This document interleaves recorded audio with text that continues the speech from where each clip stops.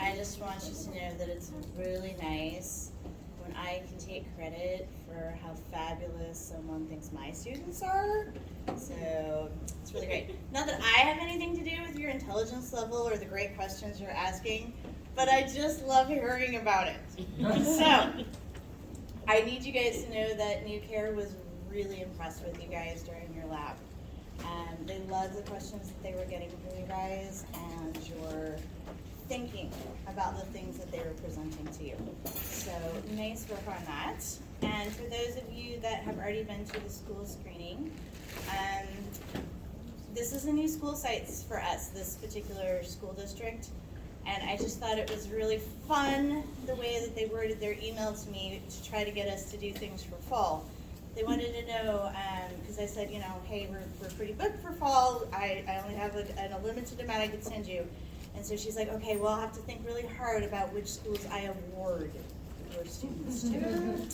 So you guys should be really proud of yourselves for the impression that you're making on our clinical partners. And I think it's just good for you guys to know that even if you're feeling a little overwhelmed, they don't think so. So there you go. I just think it's nice for you guys to know that.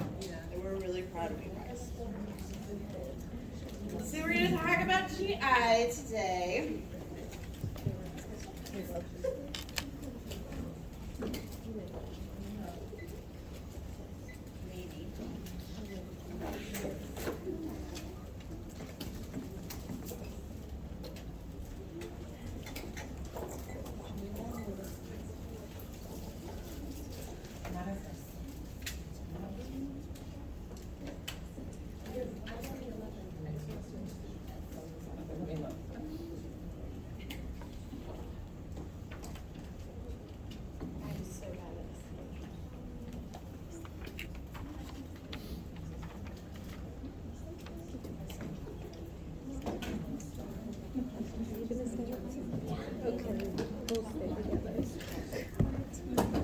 And we're going to just start out by doing a little bit of nutritional review. So, anybody remember what you might be deficient in if you've got scurvy? Vitamin C. Don't see that one a lot, but if you're thinking about nutritional deficiencies, there you go. How about rickets? What are you? D. All right. I actually have seen clinical rickets in my pediatric practice. We live in Washington State and we do not get enough vitamin D. So please supplement yourselves. Anyway, Kwashiorkor. Anybody know what that one you're missing? Protein? Yes, protein. So this one is ones where if you see the late night commercials about, helping children in developing countries, and you see the really big tummy but looks really bony and narrow everywhere else, a lot of times that's Kwashiorkors that you're seeing. And of course we know that you can also have an iron deficiency anemia because you're missing iron or something that helps you to make iron. Okay? In all of these, what generalizations could you make about clinical presentation? Something we've talked about in the past.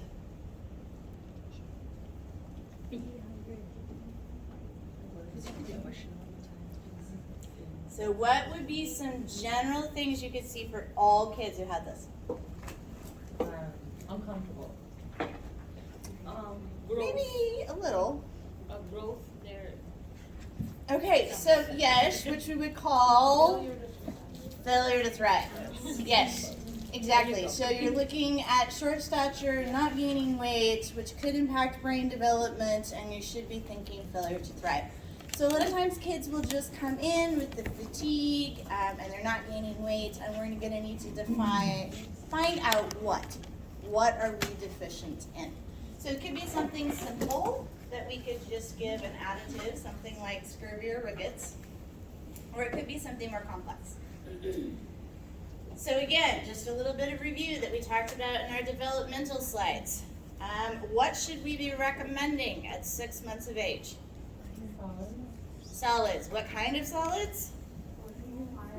Iron fortified solids, right? Because we don't want them to be deficient.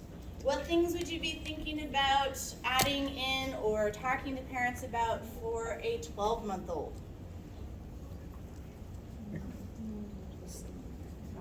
Cow's milk? Yes. So now we can add in some cow's milk, okay? And so those are going to be things that we add. We should also be getting additional proteins, starting to decrease down the amount of liquids. It's not like we're stopping breastfeeding or formula feeding, but starting to consider how much is too much, because if they get too much milk, they're not going to be hungry for other things. And we want to make sure that they don't get deficient in other things, okay? How about at 2 years of age or 24 months? What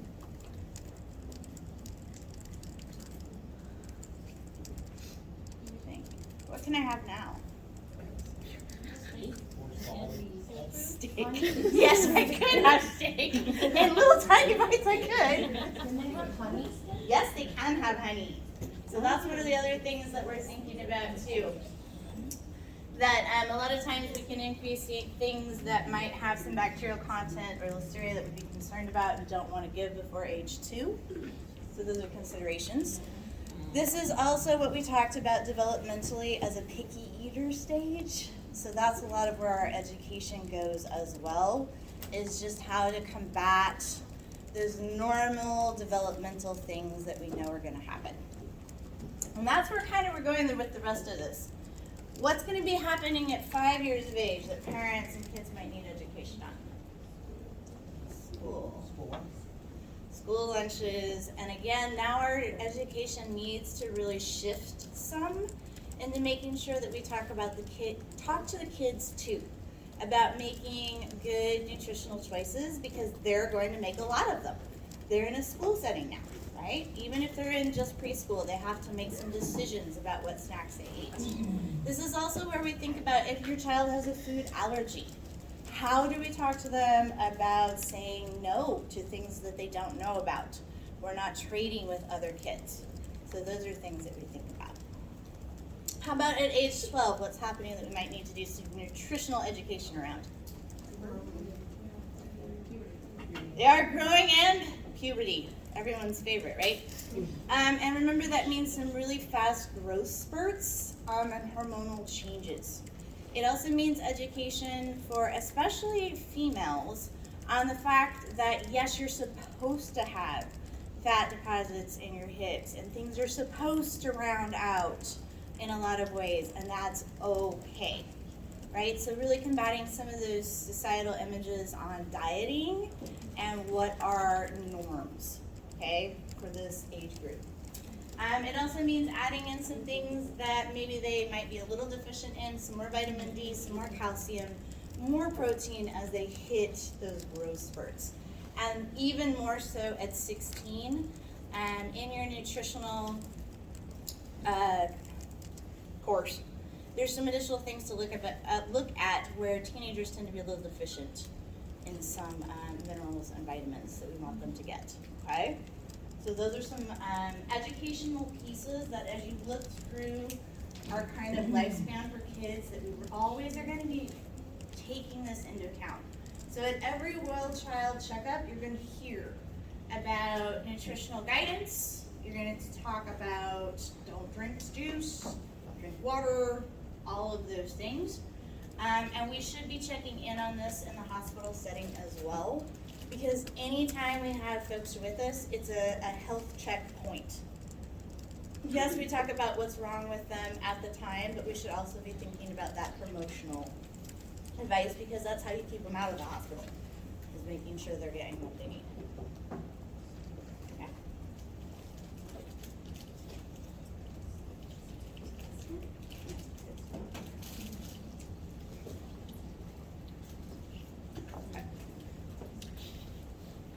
We have an increasing amount of food allergies in our society. And it is probably one of the most common health emergencies out in our community setting. So it's something to be aware of and talk about a little bit here. It's also one of those things that tends to be a triad with other things. So if a child does have asthma, we expect them to probably also have allergies and eczema. So basically hypersensitive reactions. Those are things that really tend to go in triads for us. Yeah. Anybody have had to deal with anaphylaxis or know someone has? Right, okay, so just with the hands that are raised, you know it's a pretty frequent occurrence. And so we need to know how to educate our families around it and how to respond.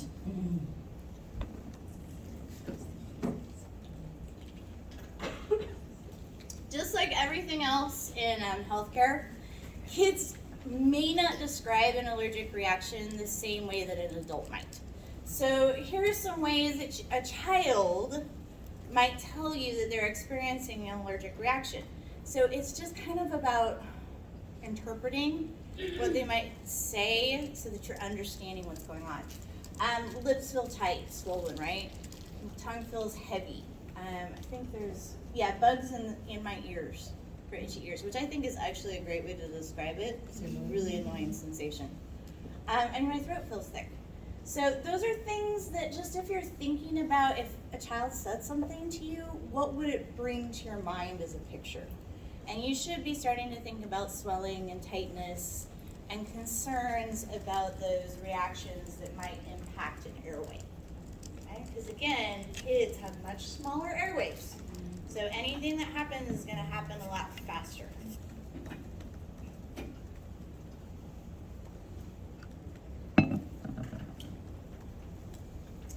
So if it is a milder reaction, a rash, itchiness, something like that, an antihistamine may be enough to do it.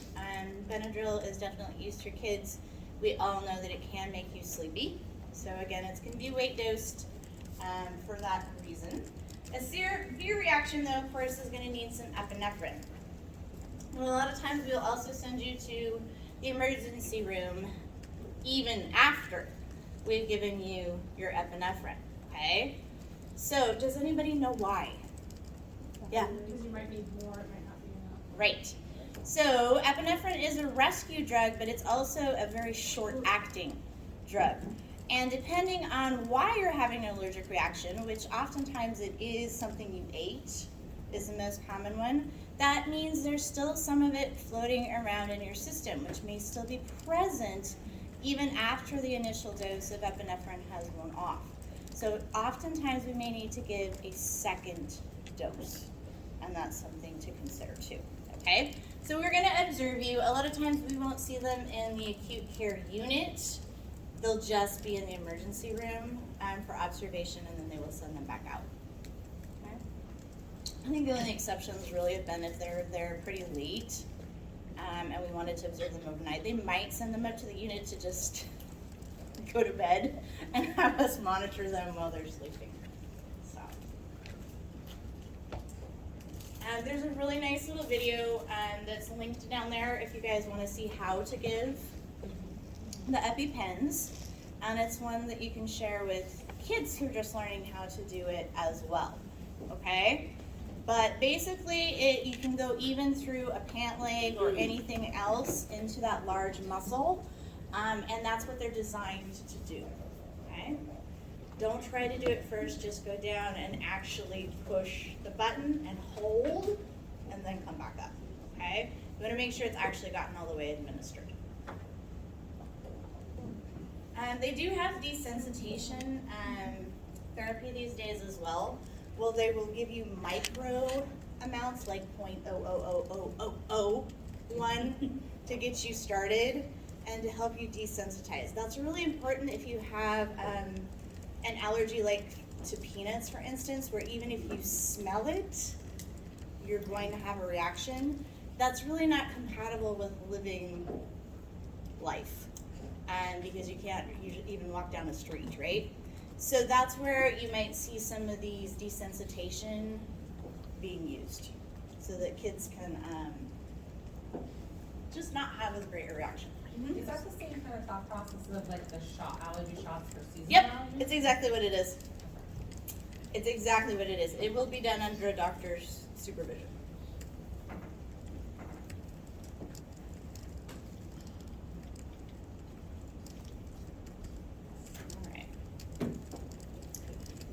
So, you probably won't get this on any NCLEX exam, but you will probably see it in your life. Because it just happens. We know that small children like to put things into their mouths. We know that not all of those things are food.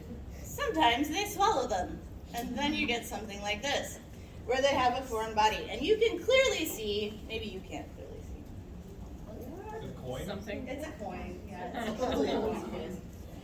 There's a nice round object in there. Lego ball. Yeah. But you can also see in the subsequent x-ray that it moved, right? So it's going the right direction.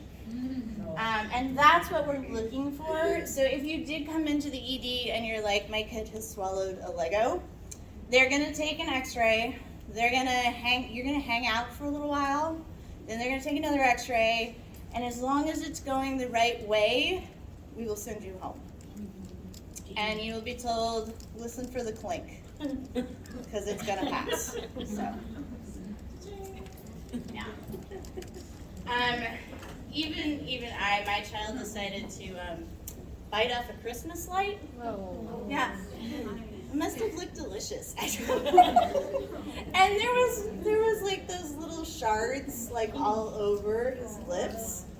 And I called up my hospitalist and I'm like, do I have to bring him in? What should I do now? And he's like, is he bloody? I'm like, no. He's like, don't worry about it, it'll pass. Too big to pass when they do surgery? What do they So if it's too big to pass, it means it's probably not swallowed or it's caught. And that's going to be an emergency to go in and get it. Because you can't, it's caught right here then, right? So if you can't swallow it, you're going to have to go get it. So there's that one, if it's too big. The other one where it might be considered a medical emergency is batteries. So those button batteries, those will actually leak into a kid's intestines and cause a lot of damage. So those we will go get immediately, if that's what we think it is. Okay? And most of the time it passes, y'all.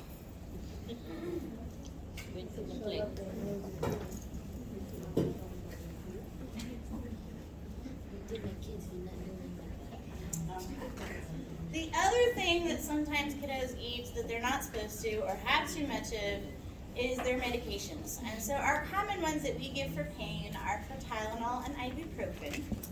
And I see toxicities or overdoses of this come in, and 90% of the time they are accidental. They're not intentional toxicities. So what age group do you think we see Tylenols in?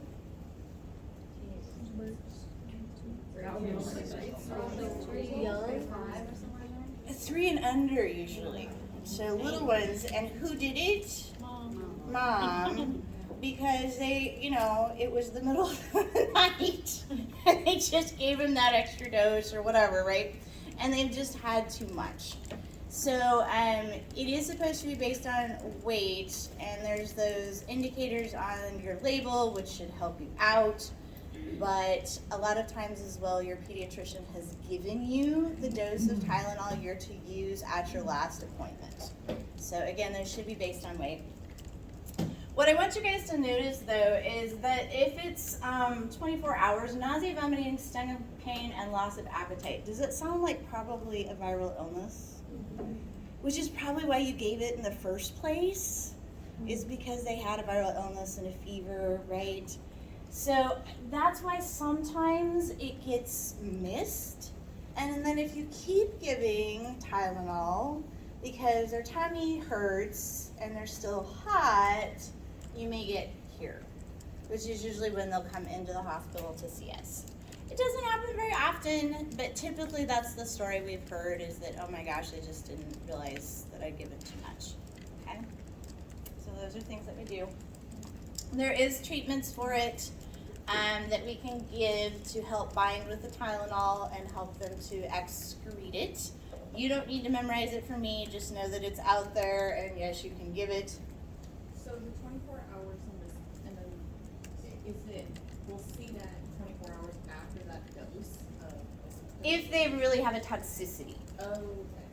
So a lot of times you have to continue to give it if there's going to be, right? If they've done already though some damage to, which organ would it be for Tylenol? Liver. To the liver, right? That's why you'd see the jaundice. If they've done some damage, you'll see it. Who do you think the patient population is for ibuprofen? Teen who? Girls.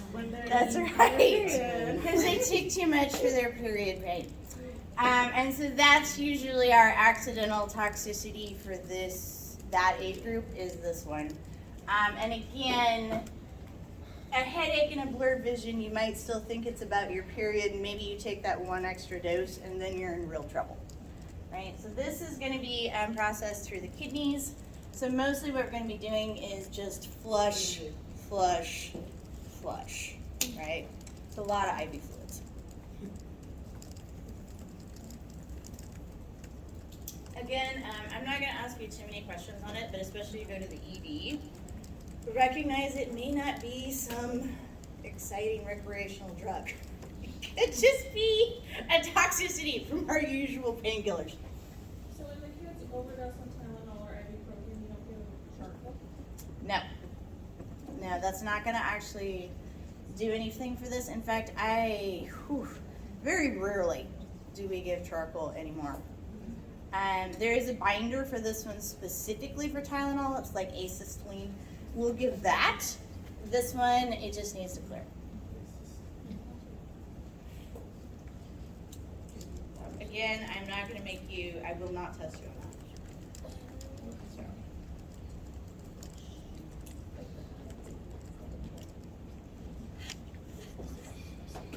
that. Okay. So we're going to talk a little bit about reflux, because if you're out in the community, a lot of times this is something that parents have questions on. They want to know, how much spit up is too much spit up.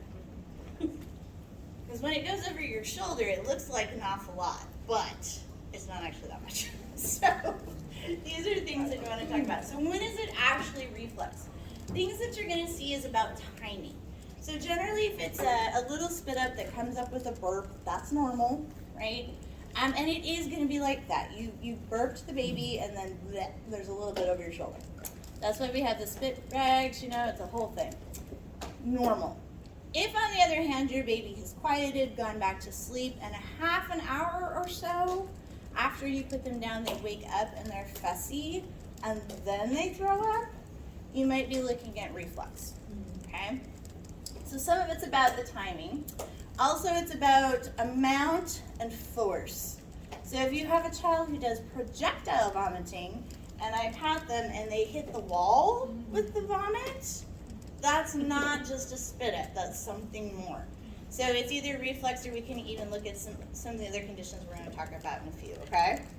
So those are things to think about, but luckily most of these have very easy fixes. You just want gravity to help you. So we'll just recommend that they stay up for 30 minutes after the feed. It can be with a parent, or you can just put a rolled up blanket under the crib mattress. So let gravity help you. That's what we're looking at. Those are things that are useful. We don't give, we used to give Zantac. We don't anymore. So most of it is going to be kind of environmental fixes to help. If you have a baby with really, really bad reflux, it's impacting sleep, or you're concerned about apnea, which is one of the things that we talked about for respiratory, it could be about the reflux. Then we may do some pH studies and consider medication at that point, or we may need to think about doing a procedure to help tighten the stricture for the esophageal sphincter there. Those are all possibilities, but most of the time, a little bit of an environmental fix will be good. Celiac disease, apparently some people call it screw. I have never ever called her that. I've never heard it called that, but just in case, someplace. And everybody these days is common enough that you're just going to hear it as celiac disease, I think, almost any place you go. if you have a malabsorption problem in your kid, this is probably what you got. We don't usually see it until a child turns 6 months to 2 years of age. Why not? That's when they start eating. Because that's when we get the solids, and maybe you get something that has gluten in it, right? So that's what it's about. And what's the cure for celiac disease? How do we fix this? Yeah, just don't eat the gluten, which sounds like fun and games, but it's really not that fun. So you really, to say that you have a diagnosis of celiac disease, they usually will either do a small bowel biopsy or you get a blood test that says so because of your IgAs, okay? That's how you would do it. It's about 1 in 133 people in the US. So, fair amount.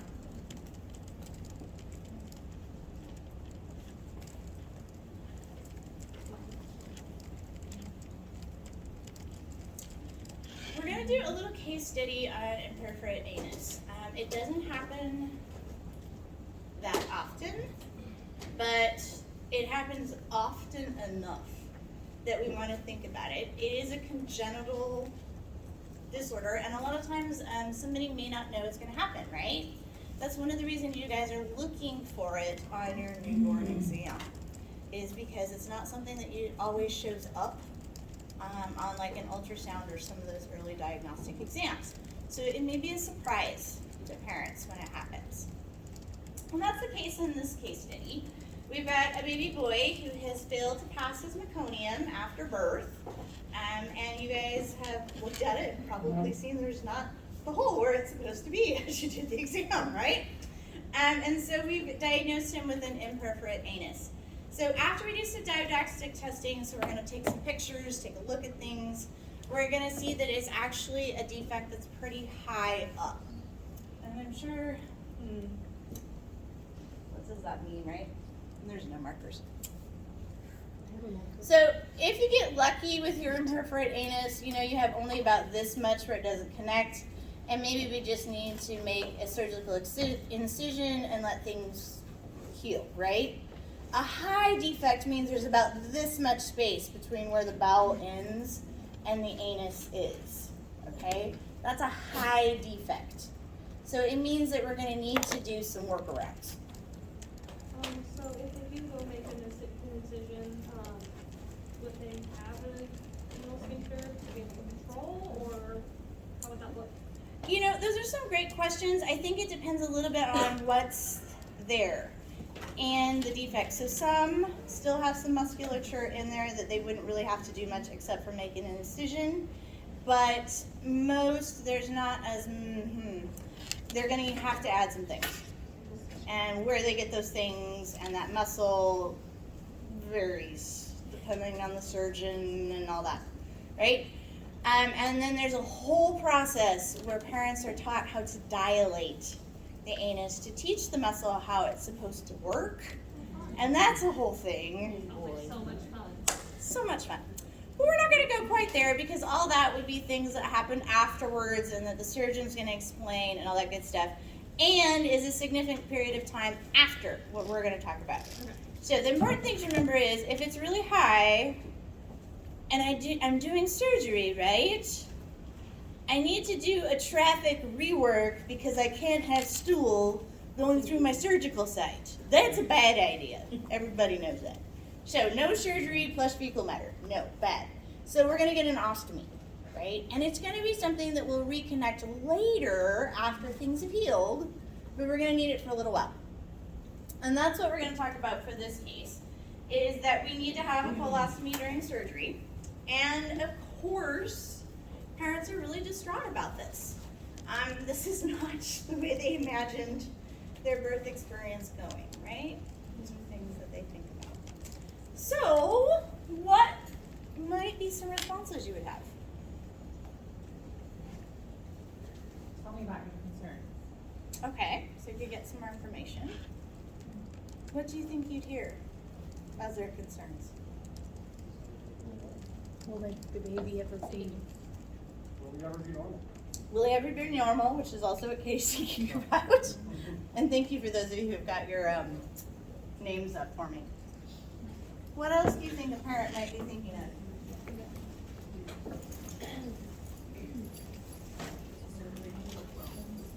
Would there be complications, right? What's this gonna look like? Would you like to go through breastfeed still? Can you breastfeed still? Okay. How long is all this gonna take? How long is he gonna need to ask me for? When will life return? This is the normal thing that we thought about, right? Don't forget about that parent superpower too. Did I do this somehow to my baby, right? That's always gonna be one of the things that they think about. So, what, if you know those are things that a parent's probably feeling and may have concerns about, are there some preemptive responses you could give? Just nobody, it's not your fault. Okay. We don't know why this happens. Yeah. We really don't. It just happens sometimes, right? But we know what to do for it. Is this sometimes found on ultrasound prior to birth, or is this usually always found after? I'm gonna say that maybe sometimes it is. Most cases I've interacted with, the parents were not aware. So I would have to, I think it probably just depends on the angle and if they could see the intestines. I mean, because you know, sometimes kids are just not, they don't just go spread eagle in the ultrasound and you're able to see all the things you want. So, okay. Do you think it may be helpful to know that usually the ostomy is temporary? Oh, yeah. Yeah. I think that's probably very helpful, and I think it's also helpful to be like, totally you can breastfeed. Absolutely you can. So those are all things that might help alleviate some of those anticipatory concerns you think that they might have, and then say, and what other questions do you have, right? Those will always be things that we can think about, because we do know some very common things that people worry about, and pain is another one, right? What are you going to do for pain control? So, I think that you guys know what education you provide on the need, because we just went through that. Poo and surgery, incision sites do not mix. So we need to just reroute traffic for a little bit, then we can put everything back together. Okay. Yes, we can breastfeed, so that is absolutely a response. Would there be maybe some positions that you might suggest as more optimal than others? Sure. Right? So maybe doing a football hold or something that kind of keeps the tummy from being pushed after we have a new ostomy may be helpful, but absolutely we can do some breastfeeding. Okay? What other interventions might you anticipate if you get this little dude hosed up? Hmm? Making sure it's clean. Okay. Okay, pain control. Teaching the parents how to use the bag, Mhm. and like if they have the right, like supplies.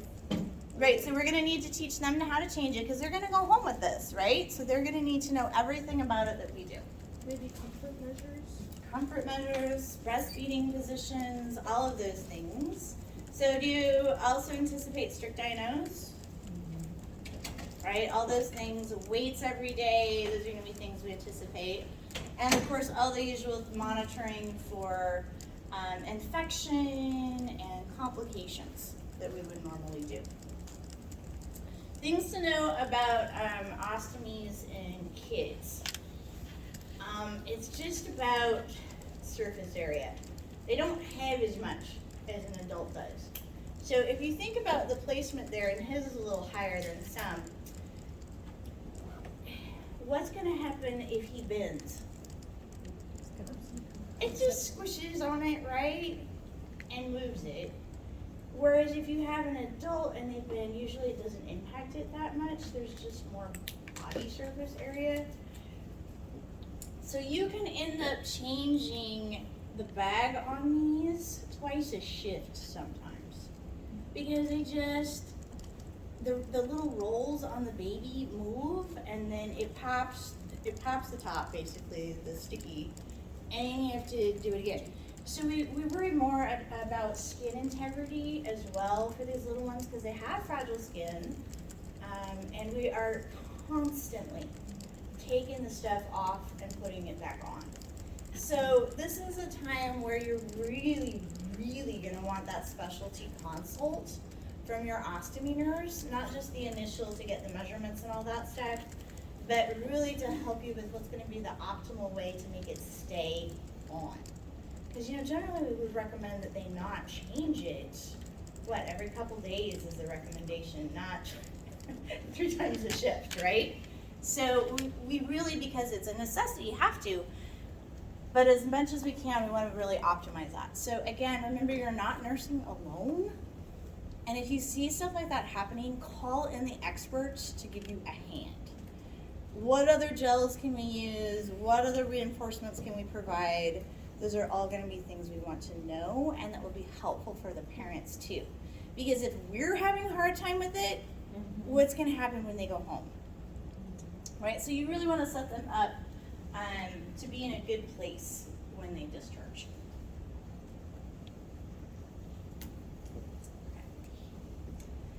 So pyloric stenosis is another one of those things that is a congenital issue. We don't know why, it just happens sometimes. And it's something that we are not going to pick up usually in the first 2 days right after birth. It's going to be something that gets picked up a little bit later. Projectile vomiting is like the #1 biggie on this because the pyloric, and it shows you right here. See how tight this is? This pyloric sphincter is not open the way it's supposed to be.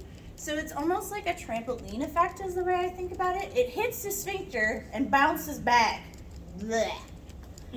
It's usually painless and they're hungry again right afterwards because you didn't get anything. It just all came back up. So those are something that, again, you're going to have parents who are like fussy all the time, throws up all the time, can't get any sleep. We're just feeding all the time. I don't know what's wrong. Because they're just exhausted. You can also imagine that if I'm not getting in enough food and I'm throwing up all the time, dehydration, and also we worry about some severe metabolic imbalances, right? So all of those chemistries are going to be really off. You may be able to feel an olive-shaped mass in the upper right quadrant of the abdomen where that is a little swollen and tight.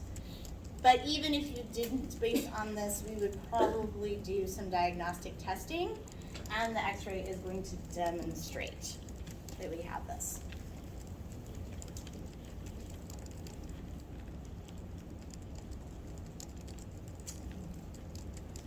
I didn't put it on the slide, it looks like, but what do you think I need to do? Maybe do a feeding tube so it's actually getting into the stomach until it's taken care of. No, I'm gonna do something right now. IV.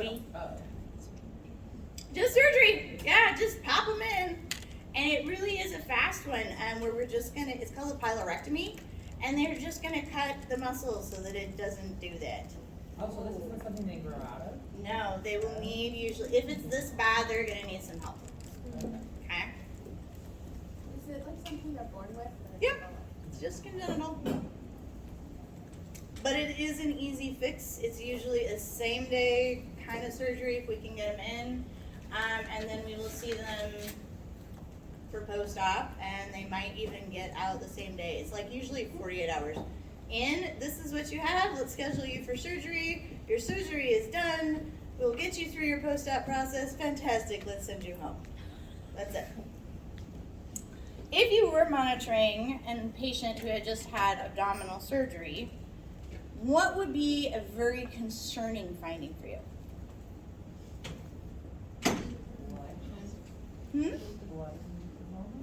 That would definitely be very concerning. Even if there wasn't blood in the vomit, do you think that vomiting is a bad thing? Yeah. Right, so especially this, if you've done something where you're trying to fix the vomiting and you're trying to keep things down, remember that puts a little strain on suture sites. So that's something we'd be pretty concerned about if it was happening. definitely a call to the doc. As long as we're on surgeries. What can you give patients after surgeries? Clears, right? That's what we start with. So even if it's a baby, it's very interesting to note breast milk is considered a clear liquid. Formula is not. So, again, the benefits thereof, right? You can also see sometimes half and half, so they might do for the first feeding a half and half of express breast milk and water, but a lot of times if they're straight up breastfeeding, you make it in order to just start with breastfeeding, because it is considered a clear. Hirschsprung's is another congenital disease. Basically, I just don't have enough ganglion in that lower part of the intestine to push the poop. That's really what we're looking for. So because I don't have normal peristalsis, things get backed up in that area, which is what you're seeing in the picture, is that you have this, it's distended and enlarged and it's stuck right there. So it's constipation, but it's a very particular reason why we're having constipation. Much like you might see an impaction in an adult or something like that, where we see sometimes diarrhea moving around the blockage, you can see sometimes ribbon-like stools of feces due to this, but usually abdominal discomfort and distension as well, even when it's happening, and sometimes it's just straight up there's nothing getting through, right? So that's gonna send somebody into the, we hope, the doctor's office, and then possibly the ED. Again, diagnostic imaging is going to show you that this is what's going on. What do you think the fix is? Surgery. And then we're gonna put it back together so that we're avoiding usually that piece of the colon. So that can be one of the things. It depends also though on how big a section it is. It may be able to be managed with, just stool softeners and that kind of thing, and a bowel regimen, so you can actually do bowel training and be able to manage it that way sometimes. It just depends on how big the section is.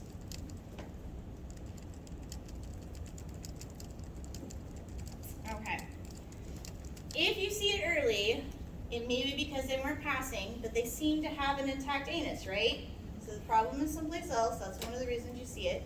But you can also not have it picked up until early childhood because maybe it's not a very big section, so things are still getting through except every once in a while.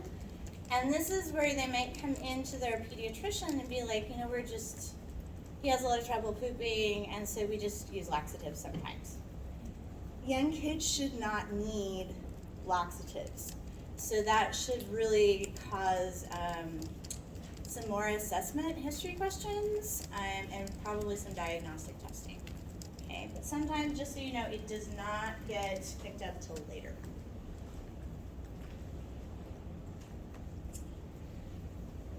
Intussusception, on the other hand, is an acute disorder.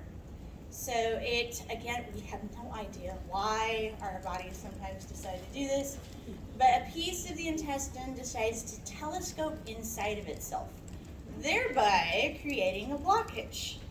It causes acute discomfort, screaming kinds of discomfort. It is very, very painful.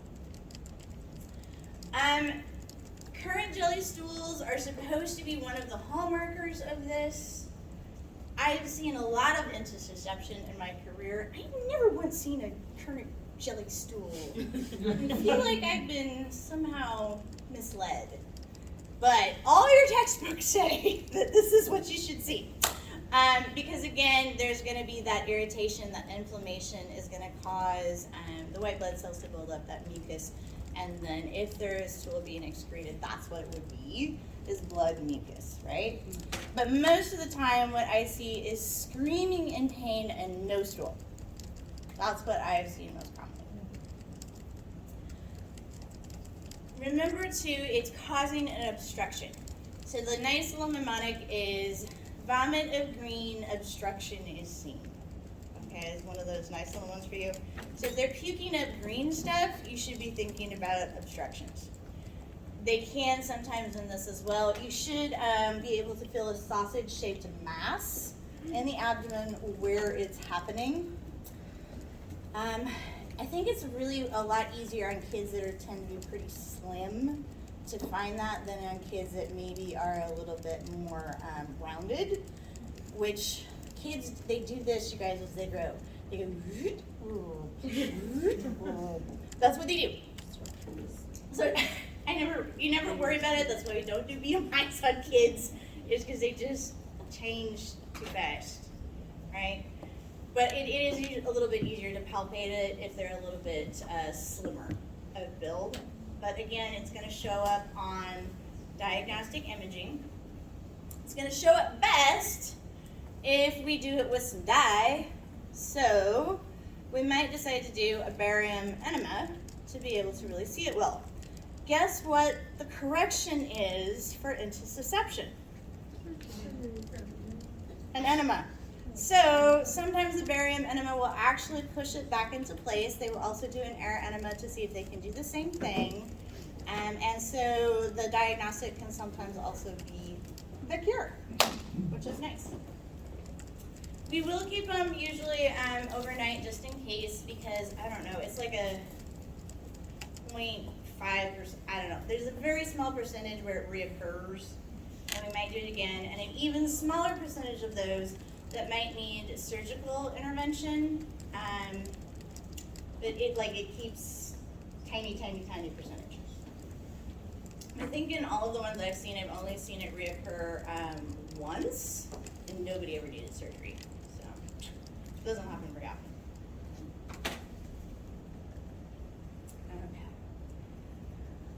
Okay. IBD, on the other hand, happens very frequently. Remember, you have adults with it, and it started somewhere. Where did it start? Usually school age and teenage years is where it's going to be diagnosed. Okay? So just like every one of those other chronic illnesses, if they have it in an adult, it started in childhood. And so that's where we're going to see them first, and that's where they're going to start their regime. I'm not going to go through the whole thing. I know you've done it in some of your reporters. You'll hit it again. But the treatment for acute, again, we're going to do pain control, we're going to do steroids for the inflammation, and we're going to rehydrate them because they're losing too much, instead of vomiting, right, they're losing too much through diarrhea. So those are the things that we're considering.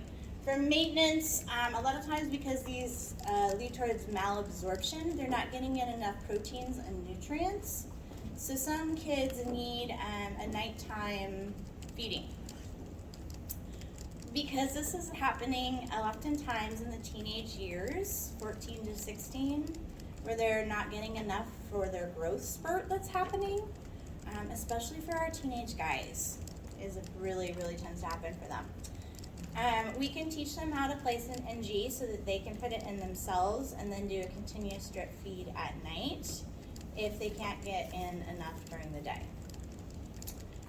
It is a particular program they've developed because what are teenagers very concerned about? Social standing and appearances, right? So even though it's very uncomfortable to place an NG tube on yourself, they prefer to do it than to actually have someone see them with it. So they would put it in the evening and take it out in the morning. And the best part, you guys, part of the program, the nurses had to learn to do it so we could teach it. That sucks. I will take a G-tube every day rather than have to put in an NG tube. Any day of the week I would. All right. I don't want you to focus too much on liver.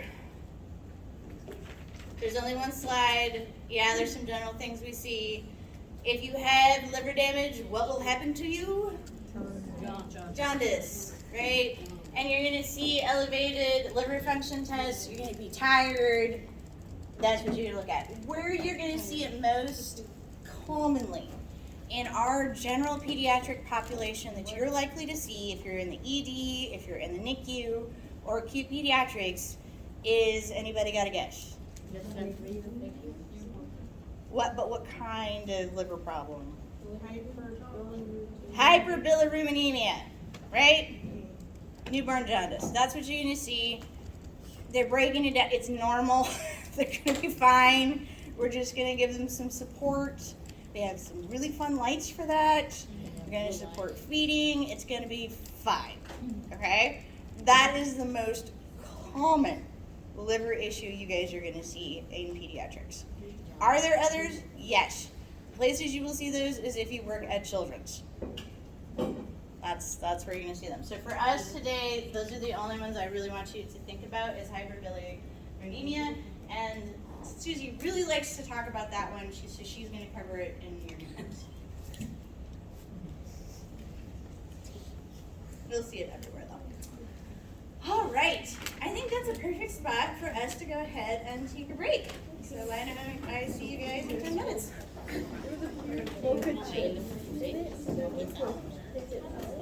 Like a ballot. Like a ballot. Someone. I thought I had it occluded. Did you screenshot my bureau? It was you. You can see? Yeah, you have to send it to someone to find out. So I'm gonna send it to myself. Oh yeah, Yay, that's cute. That's cute. How do you know? It has a. Here, I'll do yours and we'll see. But you're on Friday right now, do you want to switch to Thursday? Oh. And then you have to send it to yourself. It's kind of cool.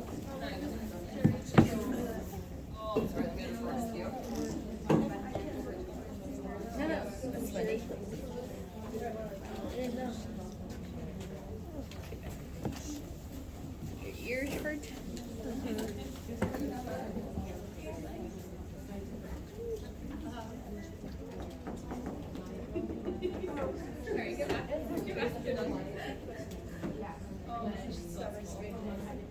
I saw that.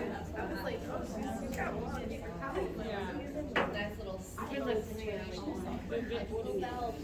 What group are you in? Oh, 11:30. And then you want to take my 8 to 11:30 on the 10th? That's fine. Okay. Hold on.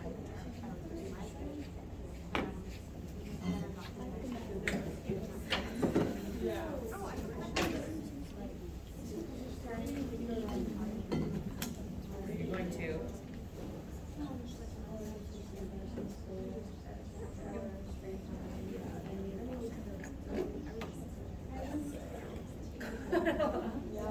Yeah, that's fine. Okay, just let me know if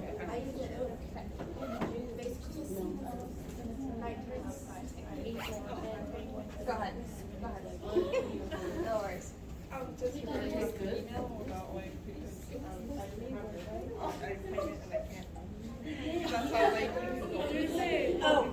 thank you. I need to talk about calendars. Keisha and I just the 10th and 11th in Santa. She's group B and I'm group B. I'm going to talk about that in just a section, actually. Okay. Wait, you always have perfect reminders, right? I do. Yes.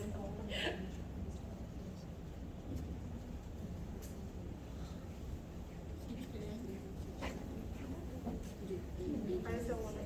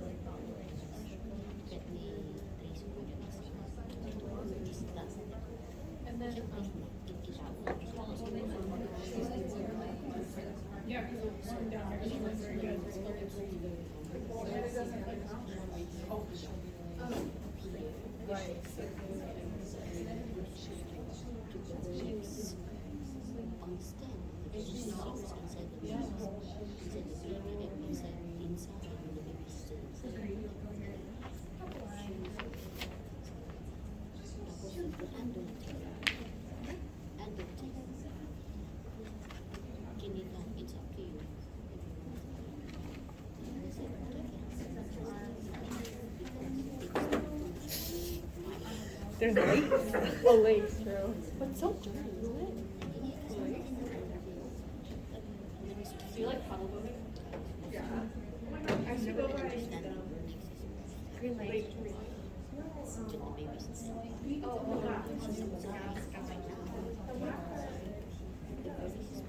Oh, really do that? Yeah. What did you say? Green Lake. I do my she looks ugly as shit. Oh yeah, they better than this.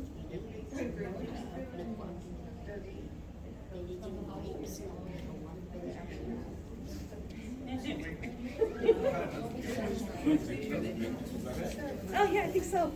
Yeah, that's exactly what that was.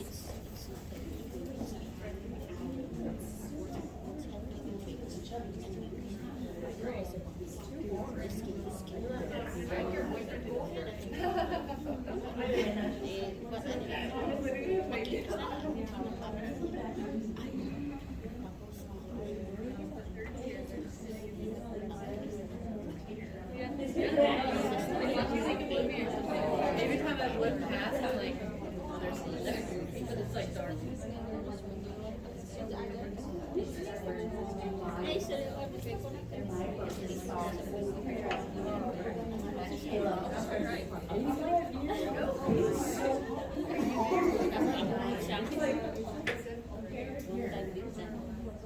The guy was stood at the door, was right here.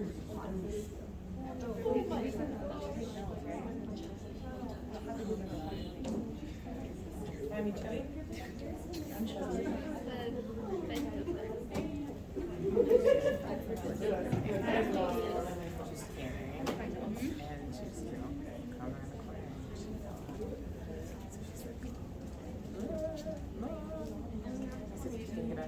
She goes, nothing to stop me from doing that on the horse.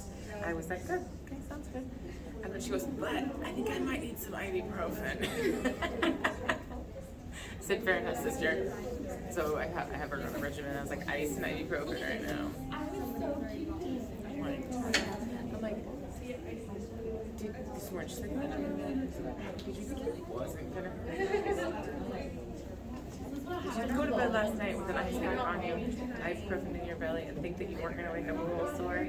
She's like, I was hoping. So she just texted me and was like, Mom, I think I have whiplash. I'm like, oh, we do a little bit. I found.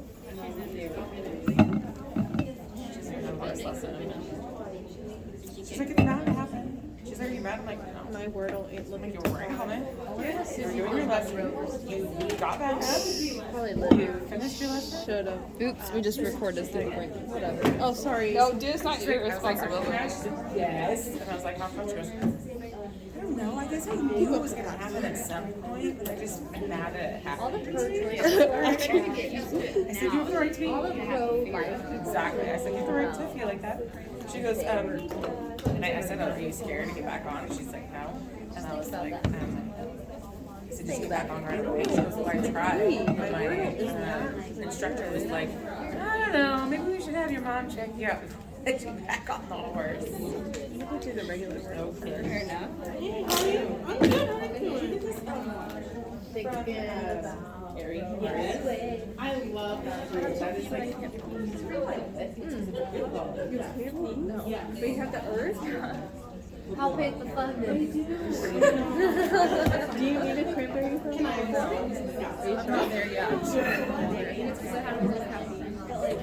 Again? I understand.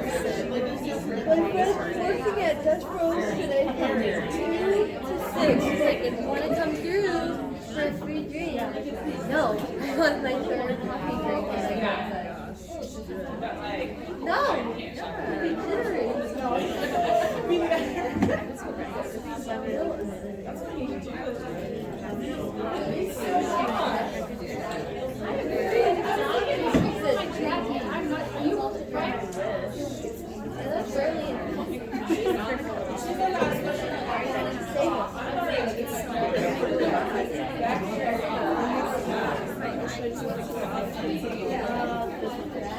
It's so girly though.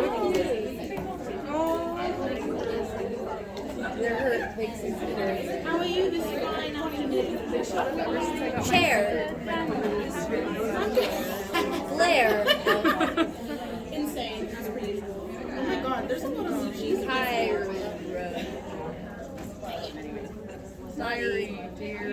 Oh, no, there's no D, but I'll do. You could do. No, So, I had a nice time Harry. the other night, Harry. you guys, that I was supposed to talk about the calendar. So, I think I've had more people need to switch debriefing times than I've ever had on 5455. So, I'm trying to think of a new solution. Here's a thought I had. We move A to 12 o'clock, D to 1300, and we put another group on at 1400 for that day, okay?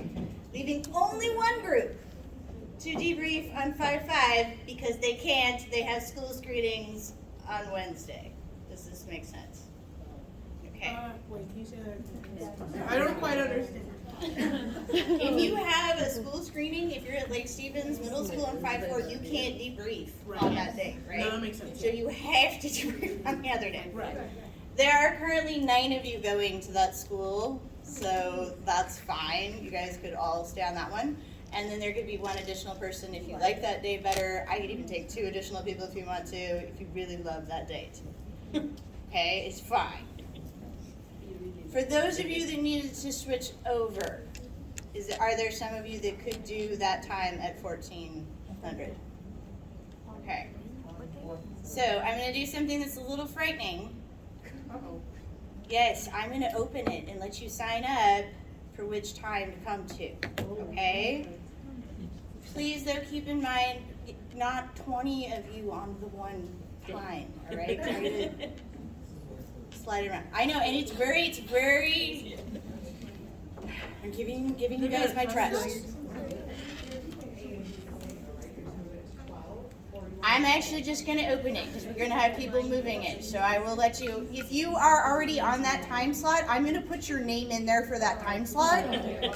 But then, if there was something, I don't know. Okay? Currently, since it's due tomorrow at midnight, seeing that some of us will debrief on Thursday. That one is due before the debrief. Okay, so it doesn't that. Okay. Yeah. Making sure I understand. Yeah. So those of us going to the school tomorrow, we're still at our same time on Thursday, right? You guys are kind of stuck there because there's just no way you can do Still wanna anything. All right? Okay, so I'll open it up, and I think that will fix all the issues that we've had with that, who's going to what, because I've frankly lost track of who's switched to There's a lot of you that called about switching for one reason or another, and they're all totally valid reasons. I just need to fix it. So. All right, so I think that'll do it. I'll put up a thing, and I'll just link it in there. Then I have another issue with the lab that's on 510, 511. Okay, and we have some conflicts with that one too. So what I'm hoping is that Group A might be able to do 510, and I would divide you between those two groups. Anybody who can't.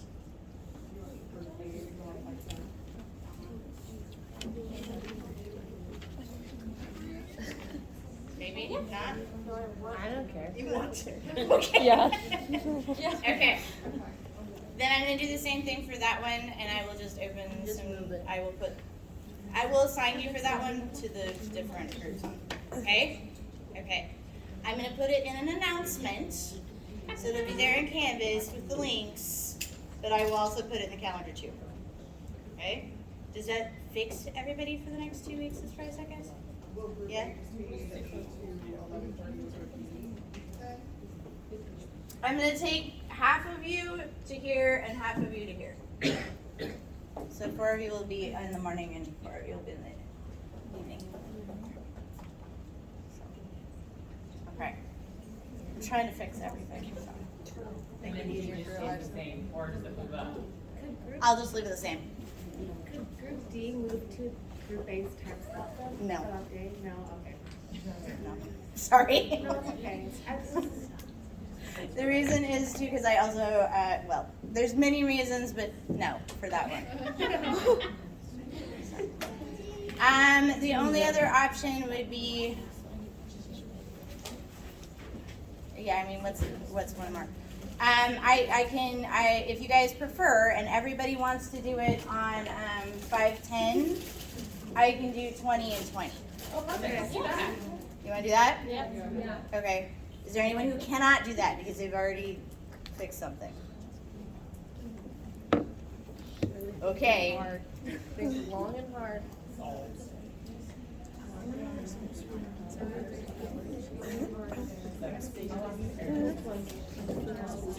Yeah. Your screening is way done. There you go. Look at that. Gosh, that's so nice. Yeah, you embrace that. That's so nice. Anybody notice anything else? Maybe next week. Or the other week. Yeah. Alright. I honestly do appreciate you guys being very open with your communication about what's working for you and what's not, and where we've overbooked you or double booked you or something. So I really do appreciate knowing about it, and as much as I can, I will try to fix it if our schedules allow. I can't always, but I try. Oh, that means you have the same.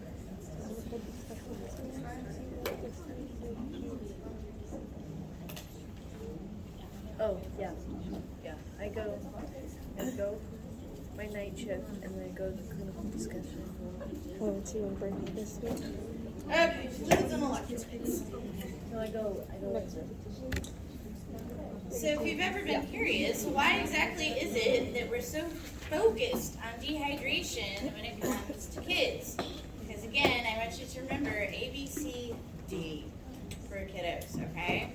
Part of it is this, right? So really, really fast turnover. They're not going to adapt as quickly to a shift in intake and output. So those are some of the other things. And in under 2 years of age, we really have to think a lot about body surface area. So those are some of the things, plus the fact that their skin is thinner, their metabolic rate is faster because they're growing. And if they're under 2 years of age, their kidneys are not mature, which means they're peeing out more free water. Okay, so for all of those reasons, we really consider fluid balance in kids. And it is one of the most common reasons those of you that want to work in the ED are going to see kids, is dehydration. When it's bad enough, hypovolemic shock, right? So those are the things that we're thinking about. There's also a star on that slide, you might notice that. Gastroenteritis. How do you get dehydrated? You got a flu bug. That's one of the most common things. And remember, most gastroenteritis is viral. You've all had it. You've all had a day too, if you're a parent, that you got it from your kids. And you all spent the week in the bathroom at varying areas, fighting for the bathroom. And that is one of the things. If it's not infectious though, we have some other common issues. And those are going to be food intolerance. And commonly, so we think about mixing of formula. If you add too much formula, not enough water, that's one of the intolerances that we can see. We've all been to that area too where maybe we ate too much of something we really enjoyed at the time and then did not feel good about it later. We've all been there too. So those are things that we think about. And then of course sorbitol I don't know, some of you may have remembered that time where Lay's decided that having like the no-fat potato chips was like a great thing. Then everybody ended up with diarrhea because of all the sorbitol in it. It's still in an awful lot of things, so if you have some unexplained diarrhea, maybe look and see how much sorbitol was in whatever you were eating. One of the things, of course, that we worry about is if the output does not equal the input, then you have an electrolyte imbalance, right? If we have electrolyte imbalances, we can have organ dysfunction. It can lead to perfusion problems. We can even have problems with our heart and our brain. So those are the reasons why we care so much about correcting it. What is it gonna look like in your patient? How would you assess? Fatigue. Hmm? Or do you like fatigue? Fatigue, yeah, everybody dehydrated is really tired. Well, for infants, it would be like a sunken suture or, Fontanelle? Fontanelle. Yeah. So anterior fontanelle is our bonus assessment for infants. So that's a good one. Mucous membranes and dry. Mucous membranes, so dry, pale mucous membranes. Same as adults, right? Yeah. What else would you assess in adult? You're still gonna assess in kids. Skin sugar. Not my fave is chubby babies, but yes, we'll still check. Blood pressure and heart rate. So where do you think your heart rate's gonna look like? Up. Way up, because what do kids do? Compensate. So very high. For your adult patients, blood pressure is going to be a really excellent measurement, and you're going to expect to see it do what? Slow. Drop, right, for blood pressure. For kids, it is a late sign. If your blood pressure has dropped and you're a kid, it means you are pretty dang dehydrated. They're really worried about you because they're so good at compensating, okay? So the tachycardia, tachypnea are going to be expected compensation methods, and we're going to see those, okay? Dehydration is less than usually wet diapers. Okay, so urine output is also going to be one of the excellent ways you want to assess. How many wet diapers in the last 8 hours, last 24 hours? How are they feeding, right? So those are things that we want to know. They can be feeding great, but if it's not coming out, that's an issue, right? So those are things that we want to think about. So again, perfusion, dehydration at its heart is a perfusion problem. So all of this, yep, cap refill, all the same things that you're looking for perfusion, you're looking for in dehydration plus, right? So we've got some of those other additional things. Those are the things to remember. But for me, skin trigger tends to be a little bit later sign too. Just imagine a chubby baby in front of you and you'll understand why. But their anterior fontanelle is a good sign, is a good way to check for them, and also their level of consciousness. So a baby who is not fussing when you start an IV, that's a problem, right? That is a very dehydrated baby. And there are things to think about. So also for kids, and we've talked about this a little bit in lab already, if they don't match what you expect for developmental stage, they're pretty sick. Those are things that you want to think about. So education for parents depends on why we think there's a problem, right? But what general education do you think you might provide for parents if you saw they had a dehydration gastroenteritis problem? Maybe some of these. We aren't going to give you an antidiarrheal. We do not usually use those for young children routinely.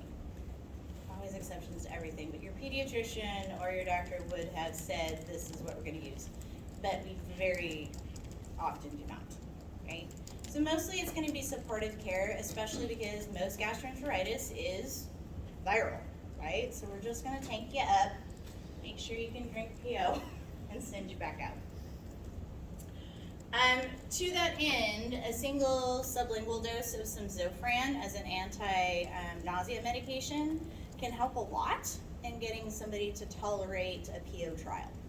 So that's something you may see given pretty frequently in an ED situation, is to try a little bit of Zofran and then try small sips afterwards. We are no longer recommending usually brat diets. It doesn't give you enough nutrients. Instead, just think bland but normal, okay? What we don't recommend and we would educate parents against is like, don't give your kid orange juice. It's acidic, it's too much sugar, that's gonna cause more diarrhea and vomiting. But on the other hand, a bland diet that is culturally appropriate, sure, right? Rice, noodles, whatever is a comfort food for that particular child and family is probably gonna be fine as long as it's not too spicy. So the spice again can be irritating to the GI system. You said no on sugar. Mhm. Absolutely no on sugar. What about Pedialyte? So Pedialyte is actually the thing we would recommend because it is actually a balanced electrolyte source. What we don't recommend is Gatorade because it has way too much sugar in it. So those are things too that, but guess which one's a lot cheaper? Gatorade, right? So you can do this much Gatorade to this much water, if that's what you need to do. But again, if you're really trying to do rehydration, Pedialyte is going to be your go-to. But also recommend to the parents that they do not buy unflavored Pedialyte. Have you guys ever tasted that stuff? Water. It is like drinking the ocean. It is Could you do like a Powerade or Gatorade Zero, where it's like supposed to be low sugar? No, because it has things that are built in for replacements of the sugar, which actually still affect glucose and electrolytes. So again, if you're just thinking about what are your optimal recommendations, Pedialyte. Pedialyte popsicles, especially because kids like a popsicle. It tastes better. Those are good. Those are going to be. So there's what you say, and then there's what kids do, right? Those are your recommendations. And then if your parent says to you, there's no way my kid is drinking that, then you start talking about how you could do a little bit of the flavored whatever and this much of the water, okay? Because we want things that are going to be easy on their stomach but really get at that rehydration, okay? But the main thing is you still got to get them to drink somehow, right? And here's the slide that really kind of talks to you a little bit about that. You guys can probably see it better on your own screens. But when you just look at the osmolality and what it provides, if you look at the sports drinks, it's got double the amount of carbohydrates and sugar that the Pedialyte does. So that's just, I don't memorize it. It's just, that's the why, okay? The amount of the good stuff. I mean, and I'm going to say to you right now, I like Gatorade a lot better than Pedialyte as a person. It's just, when you're talking about recommendations, you tell the parents why, and then you tell them how to mitigate. Because it's like asthma, right? Yes, if you could change everything to hardwood floors, that would be great. Who can afford that, right? So then you talk about reality and what that's going to look like for their family. So I'm also not going to make you guys memorize the maintenance fluid math, okay? There is an app for that. You should look it up. If you work in pediatrics a lot, yes, you will go in and you'll have it memorized, and because you're going to work there, and that it's going to make sense for you. For you guys in my class today, it does not make that much sense for you to memorize this. So look at the app, be familiar that, hey, if I wanted to know, I could go check it. I could use my resources if I wanted to. What I am going to make you memorize is the one that's on there, that if you needed to give a normal saline bolus, the calculation for that is 20 cc's or mils, whatever you want to think of, per kilo. That one you have to know. That is testable. Why that one? Because if you're in the ED, you're going to use it. If you're in acute peds, you're going to use it. If you have a younger person on the med surge, you're going to use it. right? So you're going to use that one a lot. You should just memorize it. It seems so big. But it's not. So for a 10-kilo kid, that's 200 mils, right? That's not even 8 ounces of water. Oh, I guess so. Because when we did the calculation for Sasha, it's 700. So I guess if you think of it more as like cups of water. Yeah, think about it as cups of water, and it's really not that much. So it's like if you and you can tell kids and parents that too, because you hang up the bag, right? And they're like, "Woo!" And you're like, "Nah, this is really just basically 3 cups of water." And could you drink that pretty easy in about an hour? You could. And that's how I'm going to give it to you. Is you're going to drink about 3 glasses of water in an hour. There you go. All right? And that's what I often tell them, because it looks big. It looks big in the bag, but really in your body, it's hardly anything. So I'm glad you brought it up, though, because it is like frequently it's something we get from parents. All that? Yes. But not all at once. A little bit of stuff. Which is another good thing to know about kids. Oftentimes with an adult, right, you would see them put up the bag and they just flip it wide. So we might just give it on gravity and they're going to get all 1,000 as fast as possible. Okay? So that's okay, because as an adult, I can chug 3 glasses of water pretty easy, not a big deal. When you're thinking about kids, though, and you're thinking about the size of their veins, it's not going to accept that much pressure. So generally, you're going to see our boluses given in a half an hour to an hour period of time instead, unless it's shock or some other situation where it warrants possibly losing my IV site, because that's what you're thinking about. Okay. Just a little tweak that you might see. Okay. So when you're thinking about dehydration, you should be thinking about what better looks like, but you should also think about what would I do if it got worse. Because worse looks like hypovolemic shock. And just like we thought about respiratory arrest and respiratory distress in kids, they compensate until they don't, okay? So that's what you're thinking about too with dehydration. They're gonna compensate, and now they're in shock. So we don't want it to get that far. We're going to intervene in before. How do you do that? The stuff that you guys have already talked about. We're going to do vital sign monitoring. We're going to do all those other assessments for perfusion. We're going to talk about daily weights and INOs that are very strict because it can happen so quickly. Those are all the things that you're going to do. And then we're also going to monitor labs. When you get labs and your kid has pale mucous membranes, delayed cap refill, and is breathing fast, what do you think your labs will show? Electrolytes out of whack? Uh-huh. So again, labs are going to confirm what you already know. And by the time you get another set of labs, you've already started to correct the problem. You're already doing boluses, right? That's something you would expect. Which is why you're also not going to see your docs chase the potassium. Yeah, it's going to be out of whack, and yeah, we can move the sodium and potassium in the fluids that we give, but there's not a good reason to do so, because by the time it's in, the labs have changed again. So what we want to do in 99% of cases is provide isotonic fluids. And that's going to be normal saline, or it's going to be a lactated ringer. Those are your 2 choices, okay? If you're in surgery, they're going to give you a lactated ringer. If you're in the ED, they're probably going to choose normal saline. They each have a little bit of reason why they would choose that, but either is fine, right? Normal saline is nice because you can explain it to kids and families very easily.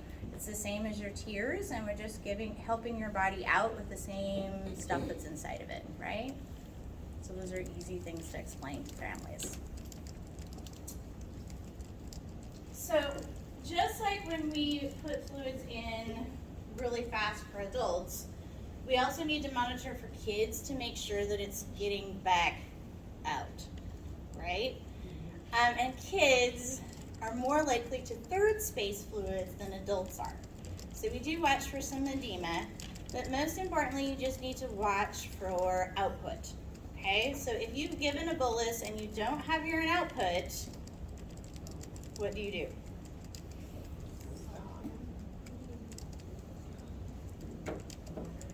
You call, okay, but what are you gonna ask for? Mm-hmm. Okay, you could ask for a bladder scanner. What do you think they need?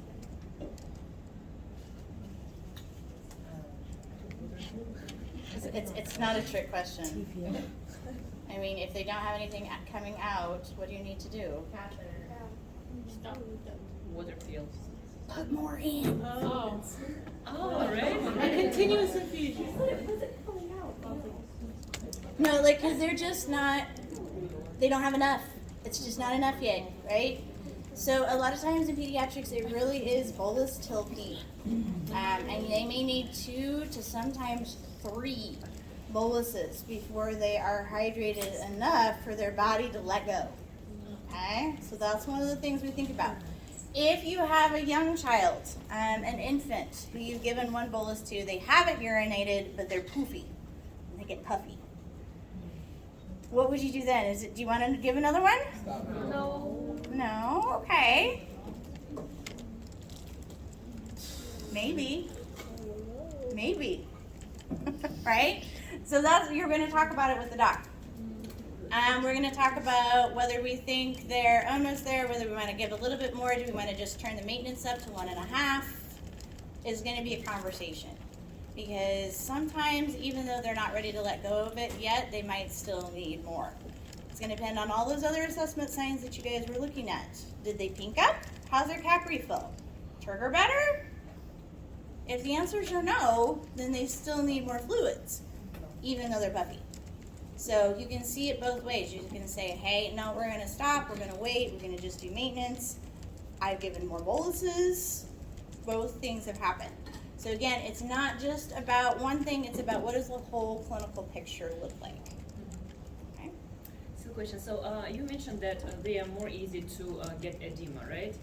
And does it mean that edema may happen so we can notice it even before they start peeing? So before they get enough, they already have edema or not? Or first they pee and So kids made third space before they start to have urine output. Here's the way I think of it. The body is like, wait, I'm not sure, I'm keeping it until I'm sure that we're getting enough in. I'm just gonna hold on to this for 1 more minute. Just checking. So Okay, I think we're all right.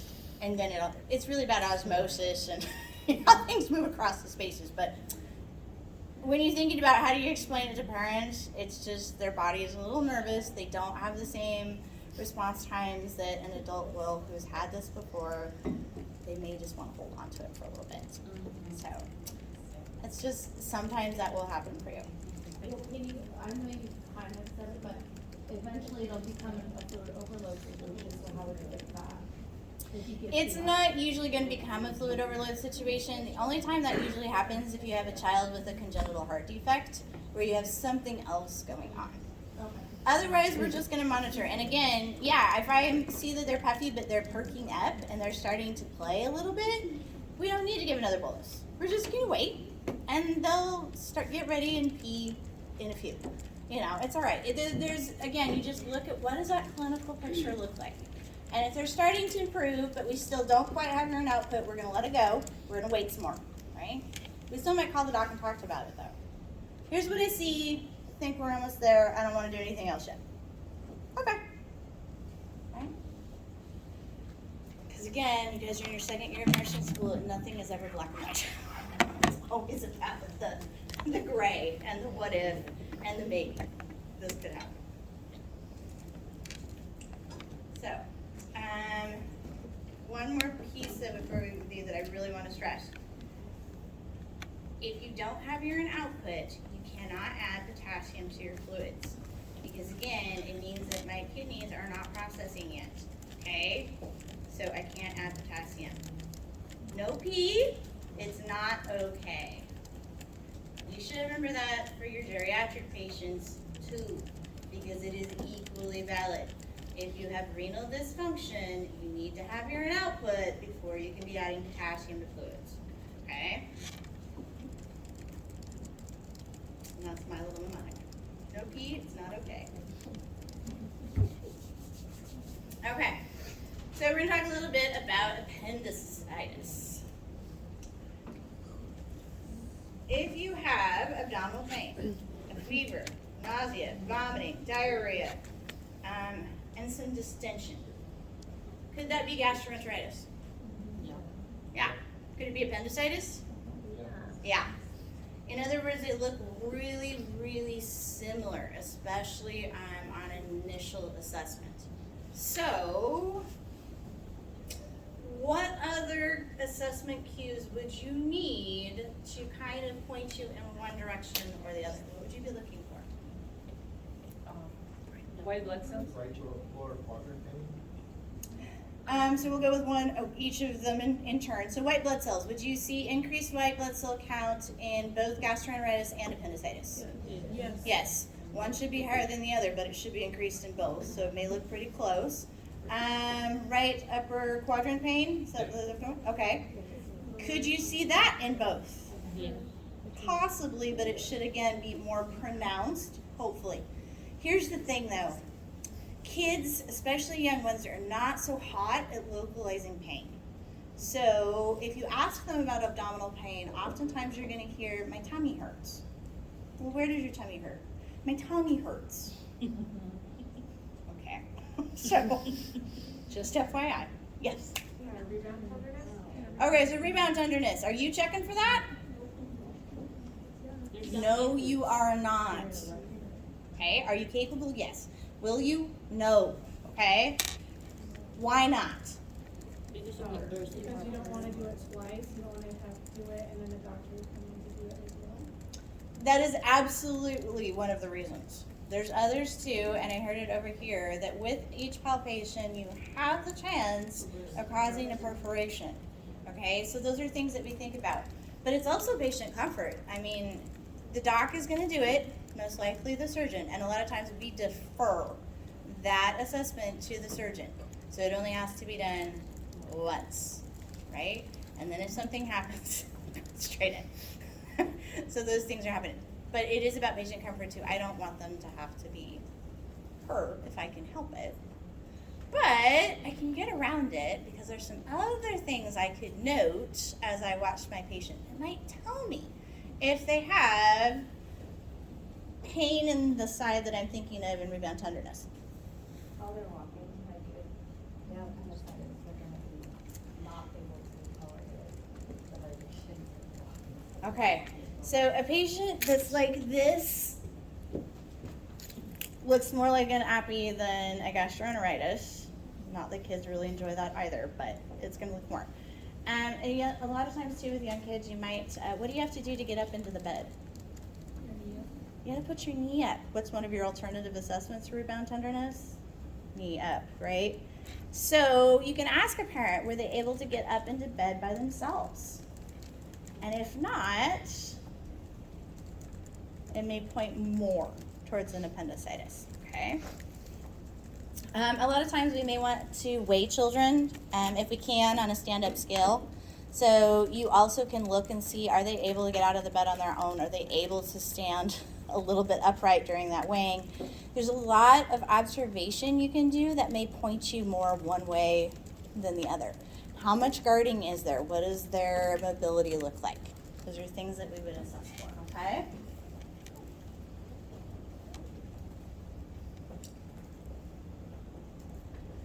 I want you guys, though, to recognize that even though we're looking for some of those things, early appendicitis looks an awful lot like gastroenteritis. Is there anything else you could do to help narrow it down a bit? Any other questions you might ask? Like, have they been around anyone sick or have they eaten anything? Okay, so we'd like to know about sick contacts, because if people around us have been sick, maybe it's a little bit towards that viral gastroenteritis side, right? You wanted to know about food. Has the family eaten anything different from usual? Because again, gastroenteritis can be bacterial if we're looking at some, you know, did you eat spinach lately? Probably not, but we know there's been E. coli around on that, right? So those are things you might think of. Have you lately been to the county fair, right? We might be suspicious. Those are things that we could think about. What's another one that you might ask as a history question to help you determine if it could be a gastroenteritis? Have they traveled anywhere? Yes. So travel. Exciting countries make us think more about parasites, perhaps. But even, especially in the summer months, you guys, camping counts. Because water that is not necessarily purified can have, I mean, think about duct contamination, any of those things that we could consider as part of our reasoning, right? So these are all questions that we're going to ask, even if we saw them like this, to help us get a really good picture of what we're doing. And it is really common for my doctor to ask me as I come out of the room, what do you think? Is it an appy or is it a gastro? And if I tell them I really think it's an appy and here's why, they're probably going to order the surgical consults and the imaging before they even go into the room, right? Because why not? You can always cancel it. Okay. We're a care providing team. And so your doctors are really looking for that professional opinion. You spend more time with the patient than they do. Can appendicitis happen in very small babies, like a few months or weeks old? Yes, but it's very rare. Usually it happens in our older kids, so toddler through teenagers. But you know, adults have appendicitis too and have to have removals. Very, very rare to happen in infants. So, as an example, we have Sasha, who's 8, and he woke up crying with abdominal pain around 2 a.m. Parents gave him Tylenol, but he threw it up. And after an hour with no improvement, they decided to take him to the emergency department. Report 2 episodes of vomiting and 1 episode of diarrhea in addition to his pain in the emergency department. He's got a fever, he's tacky, his blood pressure is okay, and he's holding his tummy and crying, right? So what else would you assess at this point? Hydration? Hydration. So that should also be one of your main assessments. If I've had vomiting and diarrhea, what's my hydration status? Any guesses? Not good. Could be better, right? So probably mild to moderate dehydration at this point. We may anticipate doing an IV. Okay. What else? Well, it does say appendicitis on the top, but discerning the difference. If asking questions that rule out gastroenteritis, rule out appendicitis. Even if we think it is, we're still going to ask the questions, because if we didn't, we're going to miss something. Could it be both? Yeah. In rare cases, yeah, it could be. So those are things that we always want to make sure we're assessing. Those history questions are important. Yeah. Would fever be more common with appendicitis? It's common in both, higher fever usually in an appy because of that infectious inflammatory process. But everybody, you guys know that if you have a gastro, a fever is not unusual. Your body's fighting something. So infectious process, fever, yeah. If we ask them, did he had this pain or episodes before like that, will it help us with something, distinguish between gastritis or appendicitis? It might, because, you know, yes, I put appendicitis on the top because that's really where we're headed here, but we can't also rule out that this might be early IBD, Crohn's, because if you're having frequent episodes, it might also present very similarly. So yeah, when you're thinking about gastrointestinal illnesses, presentation can look fairly similar in some cases. And history of other episodes would be a really good idea. Would you ask about like if they just had, I don't know, like a field day at school where maybe they got treatment? Would that be something? I don't think we'd probably go there. We could ask about general activity and, you know, routines and that kind of stuff for sure. Okay. And then just don't forget the same stuff that we ask everybody all the time. Immunizations and allergies, because we want to make sure we cross that stuff off of our list. And then we always ask too about any other surgical history or things that might be pertinent, right? So the same things that apply to everybody, those are all still apply here. Okay, so we do an ultrasound, and you can see x-rays, ultrasounds, even MRIs, CTs, any doc's choice on pictures. But the idea is to really know we need to look. So that's what we're going to see. And we do see that it is an appendicitis, and he's got a schedule for surgery. So what orders would you anticipate seeing for this patient? Yeah. Tylenol for pain and fever. What route? IV. Okay, so I might see it IV. NPO. NPO, and that's the important part. This patient needs to be NPO for surgery.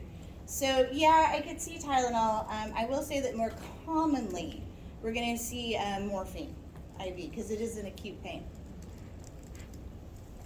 But pain. With something like morphine, besides just the analgesic itself, would there be some relief offered to the patient because of the reduced bowel motility? There's just less activity. No, it's a one-time dose. You only get that with narcotics if you've got kind of a Doing it routine. frequently. But would morphine increase the chances of them puking more because isn't not a It can be a side effect of morphine, but if they do have that we can offer Zofran or something else as a, they may just switch the IV pain medication at that point if they want. We also have other options, Dilaudid, fentanyl, there's lots of other things. Morphine's just a really good go-to that you're going to see a lot. All right, so we got an NPO. I assumed to give an IV drug, we started an IV, right? Somebody thought they might be dehydrated, so maybe some fluids. Those all go together. Good. Okay. You might also see prophylactic antibiotics. So a lot of times, if we have somebody who's going to go down to surgery, especially if it's bowel surgeries tend to be pretty frequent, that they like to have antibiotics circulating in the bloodstream at the time of incision. So you might also get a prophylactic antibiotic to be on call to the OR.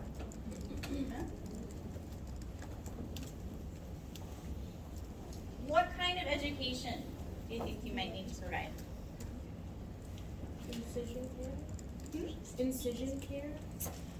Maybe slightly early for that. But we could talk to them about what we typically see as far as duration and stay in the hospital for an incision. So that's something. Recognize too that the surgeon has to give a lot of that information to them because the surgeon's going to tell them how. Right. Okay, so most times you're going to see laparoscopic these days, but depending on what they see on those imaging, you still could see open appies. So the surgeon's going to need to talk about that too. the importance of NPO. Yeah, please. I can't tell you guys how many times I've accepted a patient from a different ED, not like in-house, but like a different ED. They come to the unit to get admitted for surgery, and the patient and family have stopped by McDonald's on the way. And that is going to delay your surgery for at least 4 hours. So really, if you're in the ED or elsewhere, impressing on the family the importance of NPO is a good idea. Yeah. Anything else you guys are thinking about? I don't know if it's what's more after surgery. What's It's more for like after surgery, like your belly will be super sore, it's so split too. I think probably yes and. So we can say, yes, you may be a little bit uncomfortable after surgery, and here's what we're going to do for you, right? So they need to know what the pain control plan is. And that actually relates a little bit to the next part, right? Is that I don't even think that's about kids. Everybody's worried about pain, especially when we talk about surgery. So letting them know what we're going to do for them as far as pain control can be really helpful and important. So that's something we absolutely would include. And we can talk about duration of stay. So and I have another slide for that, but non-ruptured apnea, you're usually with us about 48 to 72 hours. It's not that long. So not too bad. And then what they might expect as they recover at home. So we can think about some of those things. Right? maybe to tell them it's not their fault. He's having appendicitis, it's just We could, there's nothing you ate. So Yeah. I think you're looking at, like, you know, sometimes people want to know, well, why did this happen? Yeah, because it's kids, you know, the developmental stage. But that's for preschoolers, for the gills. Especially, yes. And we have a school-age child. Oh, Okay? gotcha. I think like just letting them be a part of their process, like, hey, if you have your bear with you, let's put this on for this reason. Like, I know it's imagination, but like sometimes walking them through why they're getting it and like what it does for the body to incorporate them in their. Okay. So I think yes, and. So we do want to incorporate them into their care, and we want them to have an understanding about what's going to happen to them. And that gets to the success part, which is what we'd be thinking about for a school-age kid. We'd even go to the fact of, well, hey, what do you know about your tummy and how it works, right? So your appendix is an organ in your tummy, and here's what it does for you, right? And we can add into their knowledge and then go from there, okay? So remember, again, with school-age kids, how do you make them feel successful? And they do need to start being a part of their care, and they like to show off their knowledge. So we can help them to do some of that. Okay? So all of those things. What do you think the most common concern is next to pain for a school-age kid? School. Besides pain. Missing school. Yeah. And that's usually the first question when I ask the child what questions they have. How much school am I going to miss? Am I going to make it to soccer practice? Am I going to be ready to go to the game? Am I, right? So it's about those activities that are important to them, where they're with their friends and they're at school, their academics, that's usually their biggest concern. So talking to them about what we know about the plan of care and expected things can be helpful for those questions.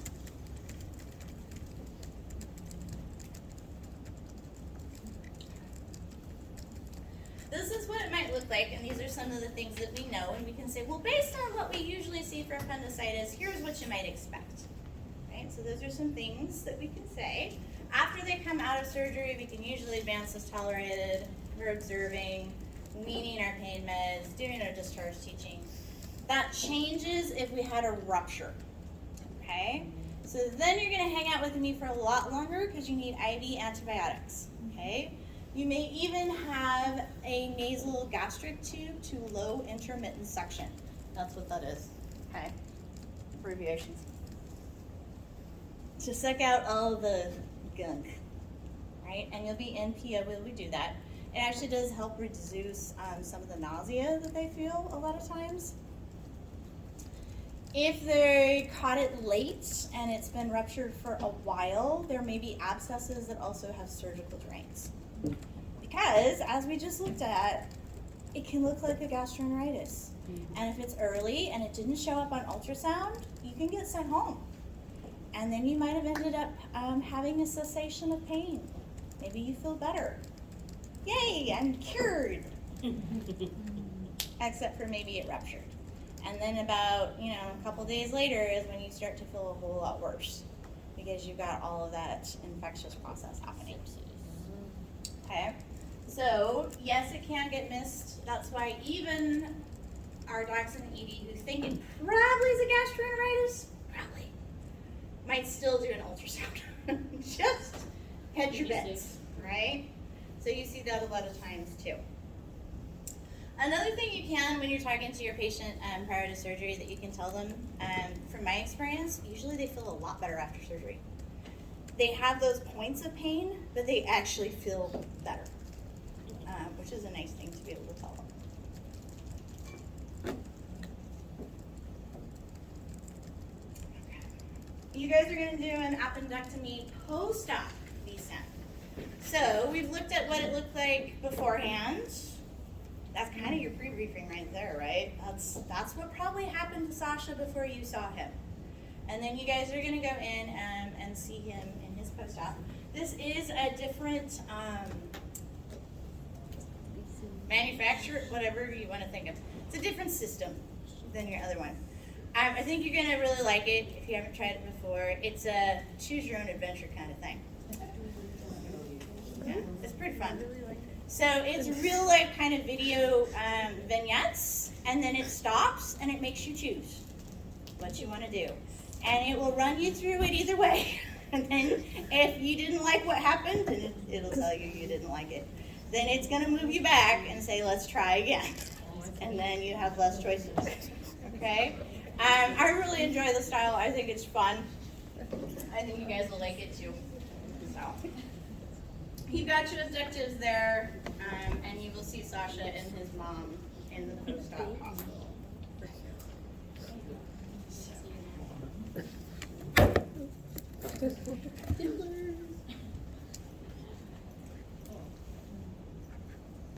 You guys want a break now, or you want it after diabetes?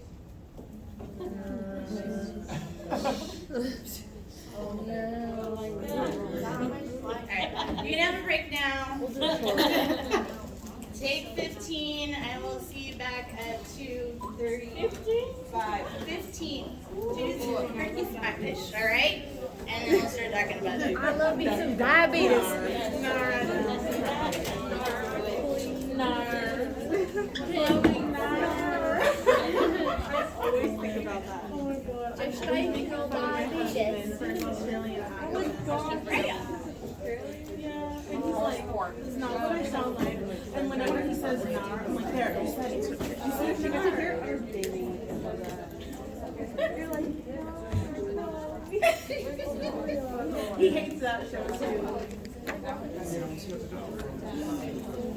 That's it. Making sure that the dates are correct. Yep, no. Penny. Staying out for 2. I'm gonna ignore everybody. Okay? Finish my answer. I didn't bring But that's okay for me to know too. So if you guys would like, I can extend the dates and if just in case you need more. Well, maybe we'll guilt you. Yeah.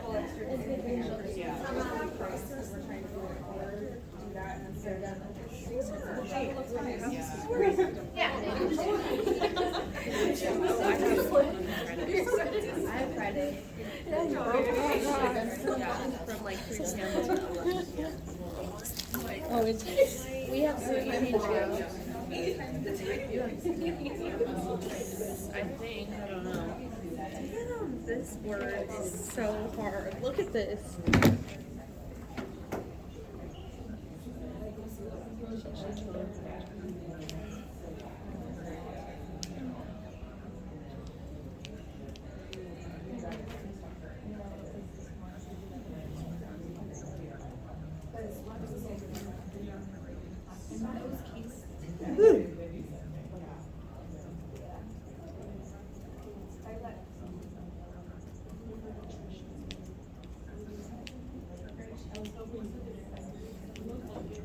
Why does everybody use like fail undergrad?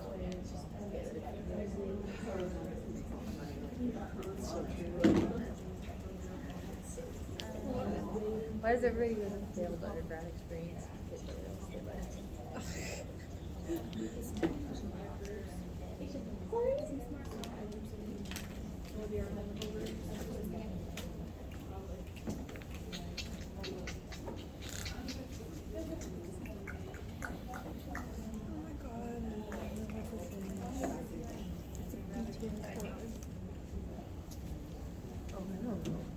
Nothing about you. But yeah, there's a lot of stuff on there. What do you think about I know like basic level. Their English song? I might go on tour, guys. Better believe that I'm Pay gonna go $60 for a little work. Okay, that lights up. Listens to their music. I know, but everybody buys it, so it's like you It's can't beautiful. not Here, I have to It's part of the show. experience. Get you a fan page for like over 1,000 people buy it. How big was that continent? 20,000 people? Too many people. But we They always are like to pretty say cool that though. for eyeliner. You know, Orbeez.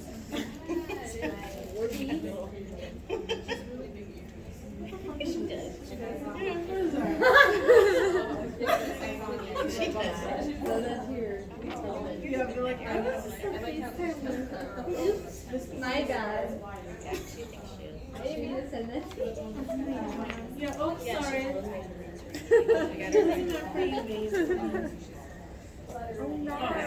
Oh no! That wasn't for you. So we're like, oh no, she's shady. You're like, She was pretty That's neat. his. Like I put her into my sweatshirt or whatever and just like tie it to the pocket. And then my boyfriend's best friend. like nobody ever knows she's there. And As you should. He said, they talked to his friend about how, like when you live with your girl, she gives you more chores than your brother ever did. He sent that to his friend. He wasn't talking about it. He just emailed it to his friend. Second quarter, I was like stressed. His friend said, come to like, red flag, red flag, red flag. I sent it. And I was like, so you're living with your other girlfriend? You know, it's so hard not to say that. I love saying it. Unless they're your other girlfriend. Like, it's so hard not to say it. That wasn't. He said that wasn't about you. I was like, so it's about your other girlfriend. It's just too easy. Like, it's so hard to fool yourself. Because they're so loyal. Yeah, so you know they'll take it as a joke.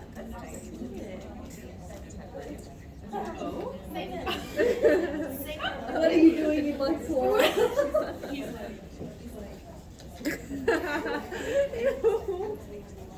Why is the nose so big? It's my mouth.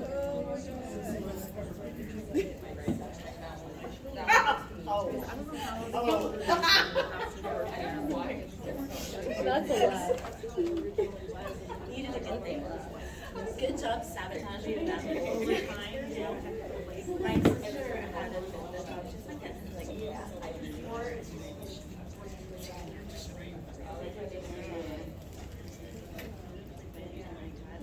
Every time.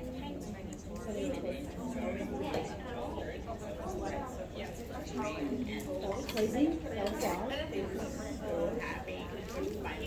It's probably because I started doing this, so then he starts doing that.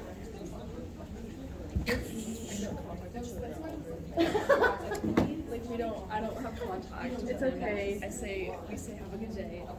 It's okay. We call each other at like 4 p.m. But then you whenever see I'm each done other, with school, yeah. right? And then we catch up that way. But during the day we have no contact. I'm telling you though, like, yeah, you did. Probably like once a week now we look I'm telling you, like, Like, look at what he's doing right now.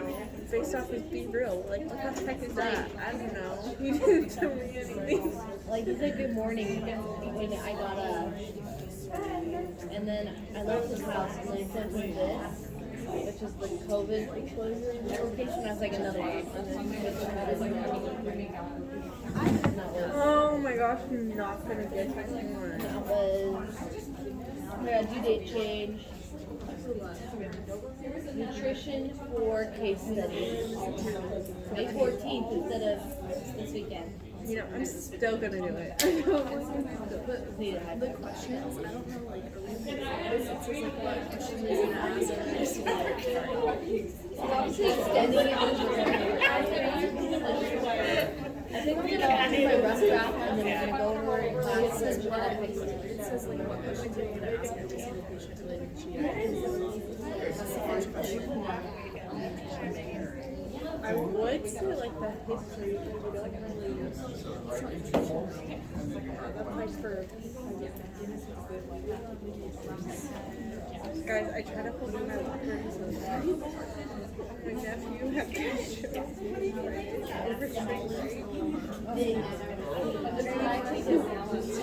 of his butt. He couldn't make it to his Projectile.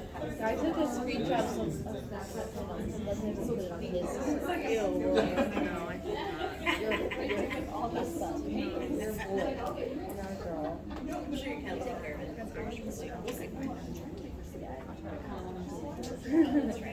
I sent her a Snapchat and she'll just respond to the text. That's so funny. Kids got CN. You respond to the Have you ever sent her a Snap? No. Because I don't even always send, I said you always send it. I sometimes think it's really funny and I'll send it to her and she'll always be like, He didn't know. I know she doesn't. Sometimes I just need to share my info. Eventually you'll get it.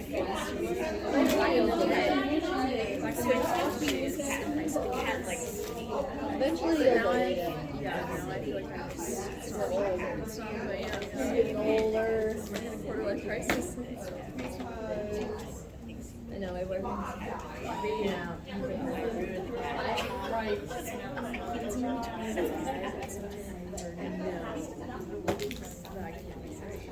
right. That can't be right.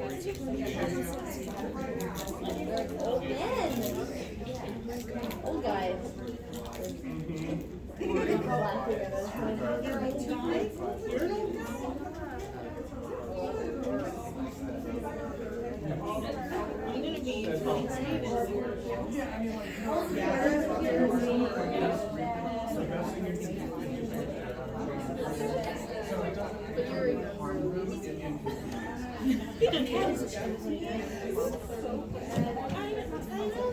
He's just a bean to me. He's not active as you would think. That's true. That's true though. This is from Fire ice pack. And you're just a bean no, too. keep your ring. Feel bring that. That is how would you find that? My molar. Caleb, you're just a bean. What? Just a bean. A bean? A big bean. She loves beans.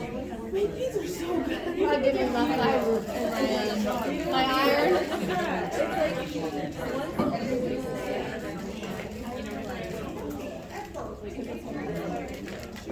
I should probably try it.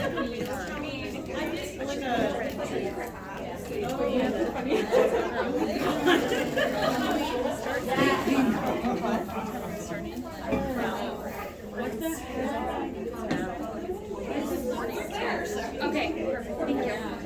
I just didn't know tired. That's my chance.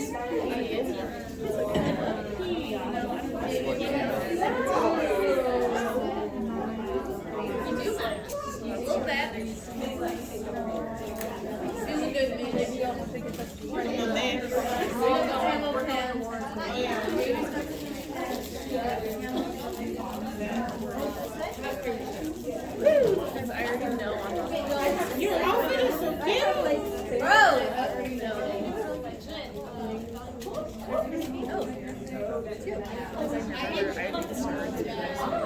See, I only wear it.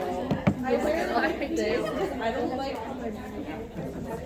I should just risk it. Oh, that's true. Sometimes my tights like kind of like.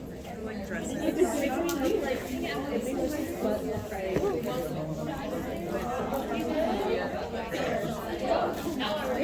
looks soft though.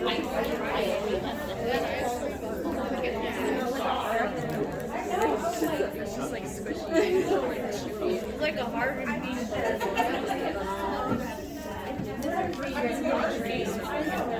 I'll go quickly.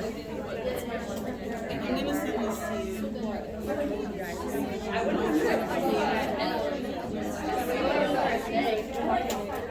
Oh, you can watch it now. It just might be. It just might be weird. Okay. You could send There's this one, and then there's this one. All right, guys. We're gonna get started again, so I make sure that you guys can get out of here in time. So I had a request during break to just discuss deadlines for your nutrition assignments, many of which are in, as you might know, GI categories. So makes sense, right? So you've got two that go with this particular set of modules. Your nutrition case studies are one that I could move, and so I did. So your due date will now be the 14th on that, so that you have a little more time to focus on apparently studying for some exam. I don't know. Thanks. But just so you guys know, it really is kind of a summary. So it's asking you to kind of bring together a lot of the things that we've been talking about and summarize some things. So, can you do it in groups? Oh, no, it just says group one, so you're going group two. No, this one is not a group. Summarize on your own. But again, I don't think it's going to take you very long, is what I'm saying. And the other one you have is a dehydration reflection assignment. You can do that one early if you want, but it set the due date it is to do after lab, because we do some, again, dehydration scenarios in lab, and it'll probably be easier to do after that, but your choice.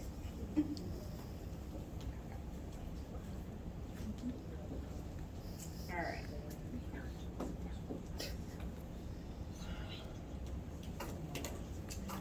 So, again, I know you guys know about diabetes. We're not going to spend time going through the pathophysiology of this because the why is exactly the same as it was for adults. Okay? That has not changed.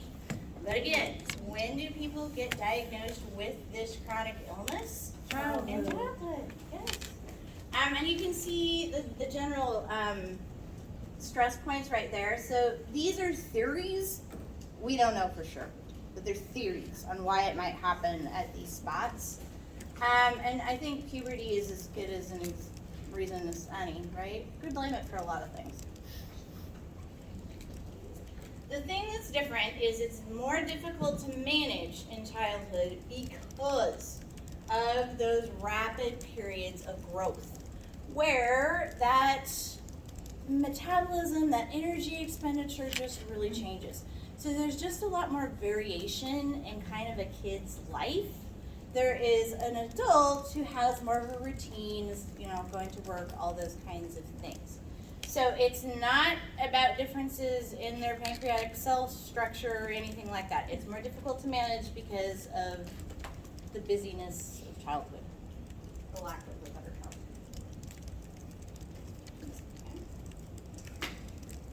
Again, just some quick things to think about. How a child describes their symptoms is probably going to vary a little bit from an adult. So just listen to what they're saying and what does it make you think of. Okay, so just like we talked about for allergies, it may not be presented quite the same. So for hypo, sweating, and trembling, and dizziness, and mood changes, and hunger, and headaches, and blurred vision, and tiredness, and paleness. Same, right? It's just how would that present for you? So maybe not playing at recess the way you would expect, right? They're too tired to go and play with their friends. Maybe they're really irritable, don't want to do their homework, can't focus. Those are things that might be hypoglycemia symptoms, okay? So, if you want to know about how a child is experiencing or dealing with their illness, who do you need to ask? The kid, right? And so you really do need to involve them in the process. And remember, these are a variety of symptoms. Not every kid experiences all of them. So you want to know, how does it present for you? Okay, how do you know when your blood sugar is low? How do you know when your blood sugar is too high? How do you feel? Okay, and then you guys can start making a plan for better control.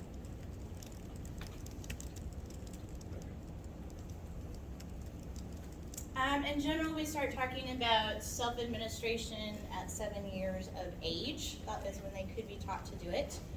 You're going to see, even at 7, starting to get pumps and things like that, so they don't have to do as much self-administration. But it's always going to start that way until we figure out what their regime looks like to keep their blood sugar as balanced as possible, okay? So we usually start with some of the not self-administration, but administration that is not pump related, right? So your school nurse might be helping to do that, a parent would be helping to do that, sometimes even a teacher can be helping to do that, okay? Those would all happen in the school situation. if I need to monitor my blood sugar and get insulin in the school, what does that bring up for me developmentally? Stigma. People wanting to play with your stuff. Oh, I hope not. I had a friend. My friend has type 1 diabetes, and I used to do that in 2nd grade. We got in trouble. Okay. People wanting to touch your stuff, it is different and new and probably exciting. What are they missing when they have to like read class to do it? Okay, so there's going to be lots of class time. If I don't feel good, if I need to go to the school nurse's office, if I need to go somewhere to get an injection. One thing is if they have like a CGM, like a Dexcom sensor, like how they can monitor that. Sometimes they have to use technology in class. It's seen as disruptive, or some teachers do not allow it. I mean, I understand why they need it. Okay. Usually a little bit older grades, not usually at the beginning. But again, technology can be a real blessing, and the monitor will send the information to a parent's cell phone, the school nurse's tablet, and the kid. Right? So everybody should be getting some kind of real-time information on how things are going, and then the child can do bolusing or some of those things. But it's a good point. If I don't know why this kid has the cell phone out in class, and it draws attention to the kid too, right? They have it out, they're not supposed to. But this gives them the opportunity, I mean, I don't know about 7, but the opportunity to include their peers by education. It does, actually, and it can work out really well. So it kind of goes back to Elizabeth's point of wanting to play with stuff, right? The earlier we introduce kids to differences and then make them normalized, whether they're medical, cosmetic, cultural, whatever, kids are sponges and they love to learn about new and different things. So making it okay to ask questions about stuff and learn about it can be actually a really great nursing intervention. How are you going to talk to your school about it? How are you going to talk to your classmates about it? And encouraging them to. Because once kids understand, because there's a lot of like crazy myths out there, you know, and one of the most common is, oh, you ate too much sugar, right? And now you have this diabetes disease.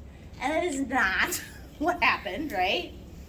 So just trying to combat that early and talk about, we don't really understand why this happens all the time, but here's some of the reasons we think that this organ's not working the way it should, right? The earlier we can do that with kids, the better that particular child's life is going to be, okay? Because there can be a lot of stigma around it. Versus then having peer support. So, you guys will get to hear the story of twins in your pediatric panel story who have diabetes. One does, one doesn't, and what it looked like for them growing up. And you're going to get to hear more of that positive side of it, about what it did look like if you have good peer support. Yeah. So, it can be if you get some good early intervention in early grades. So, something that as a nurse in any of our settings, you could educate families on. That, hey, yeah, it is okay to talk to kids about this and to explain. And there's a lot of great actual books and stuff out these days about different common diagnoses that kids can help to make themselves feel better about having it and to share with their peers. Okay. So, this is practice time, right? So we have a 13-year-old. She is been managing her illness since 7, so she's got some experience with it, right? Otherwise, you know, she's doing some low-controlled stuff, diet, exercise. Recently, though, she's had some changes where she's staying up later in the evenings, and she's also a pitcher on the softball team, and they're playing in the semifinals. And so she's had some sleeping and eating changes. Okay? Then, because you're tired, right, and stressed, she got sick, which is pretty normal. And so she's got a cough, nasal congestion, low-grade fever for the last couple days, but she's been well enough to go to school and football practice, or softball practice, because of course it's not COVID times, so they would allow her to do that. Not today, but then. And then she got worse, so they went to the pediatrician, all right? they noted that she has an elevated pulse and heart rate, and her breast milk fruity. And so the blood glucose level at the clinic showed an elevated blood sugar. So they said, hey, you should go to the emergency room. You get there, and we're going to see the following: that she has a very high blood sugar of 480, and other electrolytes out of whack for sure. She's got some acidosis happening, all that. So, what is happening to Jessica? Ketoacidosis, in one word, right? It's just too high. If you want to go more formally, it is metabolic ketoacidosis, whatever you want to say. She is acidotic is because of her diabetes, okay? And that's it for one, right? That is what is happening to this child. So then you want to know, how do we know that she's trying to compensate? So when you're looking up at the situation in the lab you have, how do you know that she's trying to compensate? The arterial blood gas. Okay, so her blood gases.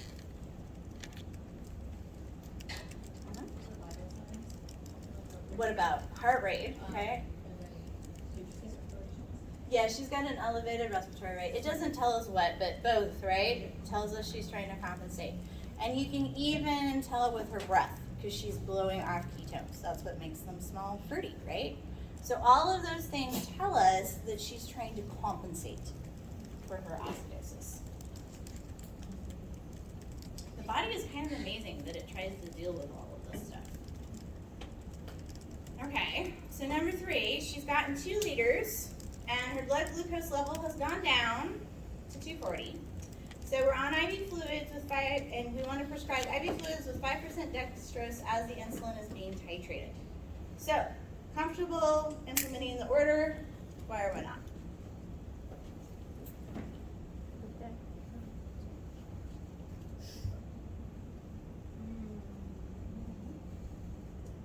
Would it, the 5% dextrose, but her insulin, like, for not Parkinson's, like, her level's higher, because it's not like a sugary? It does have sugar in it, yeah, that's the oats on the end, right? Yeah, so. Okay, but she also, remember, is getting insulin titrated.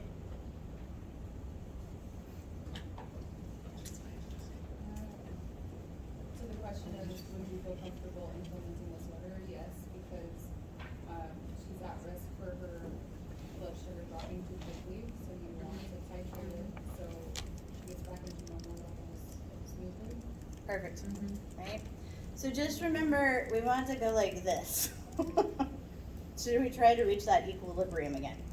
So if I have insulin going, which oftentimes, you might hit the IC or whatever, and you're having an insulin drip, at some point, and that point is 250, you have to start adding the sugars back in so you can get to that point again, okay?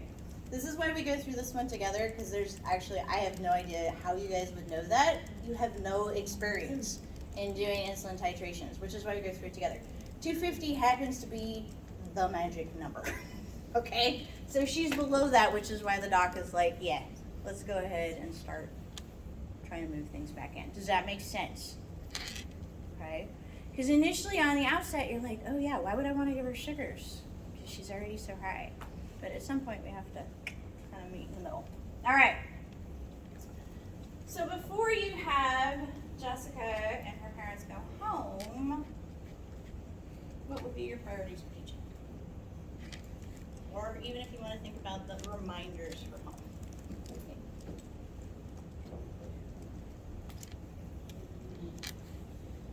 Well, first of all, again, how to recognize when the sugar goes too high up so she doesn't go through this condition again. Okay. Teach her to check her blood sugar more. Okay. Does she need to check it more often all the time? Depending on her activity levels and her diet, especially if she's sick. Okay, so that's the important part, right? So if you get ill, remember you're using that sugar more often, so your needs in your body have changed. So the eating and the sleeping patterns, we might talk to her about keeping those on a regimen, a little bit more so, and if she doesn't, check. But most importantly, when you're ill, right, you just need to check a little bit more frequently. And since she's still doing it manually, she apparently does not have a pump, we would need to make those reminders, okay? Do you think she knows what symptoms she might have when she is high or low? She does, probably. She's been managing this for almost 7 years at this point. So maybe just asking, you know, what does it look like for you? Reminding her that when she feels those things, it's time to do this. Let's try to hit it beforehand, check more frequently. Because we really, thinking about that age, right? So this is a 13-year-old. You got to be careful with your presentation. Because what are the dangers with a chronic illness in teenagers? It is depressing. Isolation from peers. Isolation from peers.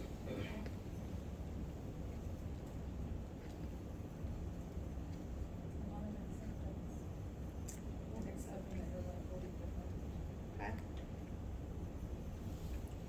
So, what are those main things that teenagers worry about? Appearance and Finding their Peers. place. Okay. Peers, privacy, and appearance, right? Those are some of those main things. So it can be a real issue with chronic illnesses when maybe I look a little different because I've got a pump, or maybe I look a little different because I need to check my blood sugar, you know, doing things outside the range. And I'm not like my peers because maybe I need to skip that ice cream this time and go with something more healthy. That makes me feel isolated. Or maybe I just decide like I can't take this anymore and you know it's been going great. Maybe I just don't need this anymore. And teenagers can really talk themselves out of a treatment plan and stop being, I mean compliant is not a great word, but for lack of a better one that I can think of right now, compliant with their treatment plan. So it's really important whenever you do education to not alienate them, but to really make them a part of whatever's happening and for them to understand what the consequences are for them physically, emotionally, academically, of not having good control. Okay, so those are some of those things to consider. So it's really important that we acknowledge her expertise in managing it and that this is a bump in the road and how to get back on track, right? Those will be some of those approaches that we take with her. She's obviously been doing a great job. It's just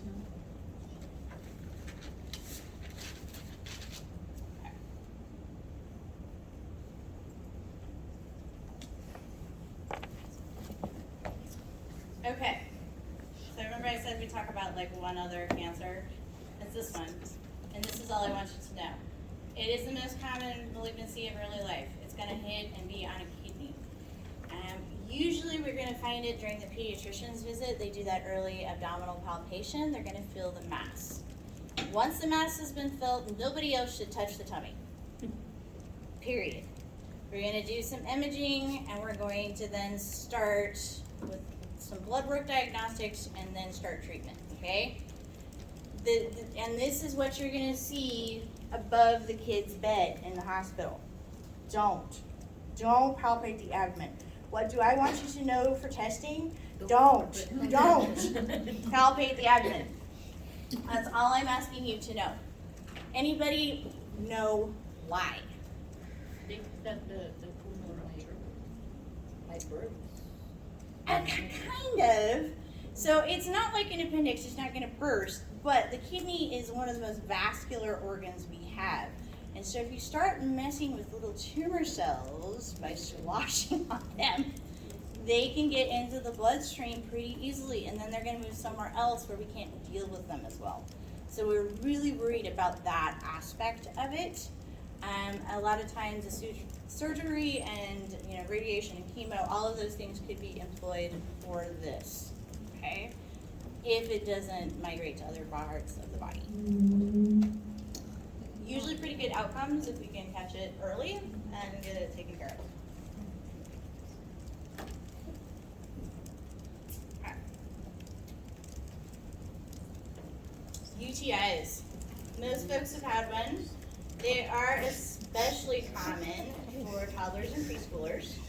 And that's our case study today. So we've got Miss Shelley, and she's a 4-year-old who attends daycare during the week. She's got a bath and a bedtime story. It sounds magical. Got snacks. She rather play than finish. This is a very typical child. All right. So she comes into the clinic because she's been running a fever for the past couple days, and her temperature comes down after Tylenol, pops right back up afterwards, and it hits 101. She says that it hurts when she pees, and that she's in the bathroom every hour, so frequency, right? And that when we check it, yeah, she's got E. coli in there, so obviously bacterial infection. And we get some nice antibiotics to get rid of it. Okay? Pretty typical. So, parents are going to want to know why, right? And so what pieces of growth and development put her at risk for this? Just past that, like, stage where they're learning to wipe themselves, so they're not wiping properly. All right, so proper hygiene is a big concern. Preschoolers are not super great at it. It's a rush job. Back to play, right? And especially for girls, teaching the front to back is really important, okay? Not that that's not important probably for guys too. I mean, just think, you just don't want that stuff going into the wrong holes. All right. I don't know, I was thinking maybe that's like the age where people start like exploring down there, so maybe. Oh yeah, so if I don't have great hygiene to begin with and I didn't wash my hands, yeah, sure, I could have added some there too. Could the bubble bath be irritating? Yes, it can. And so this is one of the things that we actually don't recommend that children have baths every night. And if they are going to have baths, they should not have bath bombs, bubble bath, play things in them, okay? They can cause micro irritation, and anytime we have that, we have areas where bacteria can enter. So those are things that we don't want, okay? So that can be also a risk factor. Anything, so being a girl, being a preschooler, those are all there. For scenario, maybe not drinking enough fluids during the days. So one of the other protective factors is making sure that we hydrate, because if things are flowing through, hopefully they're not staying in, which then is a good bacterial growth medium, right? And if she's playing all the time, she may also not be taking time to empty her bladder enough and retaining. So those are all things that would put her at greater risk for a UTI. So knowing all that, and your little scenario here, what would you put as your top 3 teaching priorities? How to wipe properly. All right, check in on that hygiene. Somebody over here. Hand washing technique. Okay, probably goes with that hygiene too. Make sure they're washing their hands. Yep.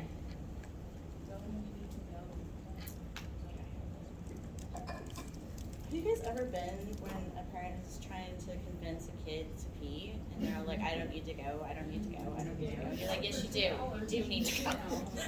Yes you do.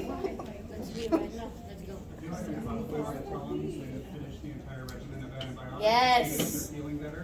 Because you're probably going to feel better in, 48 hours, right? And so then is Miss Shelley going to want to take the rest of those antibiotics? Probably not.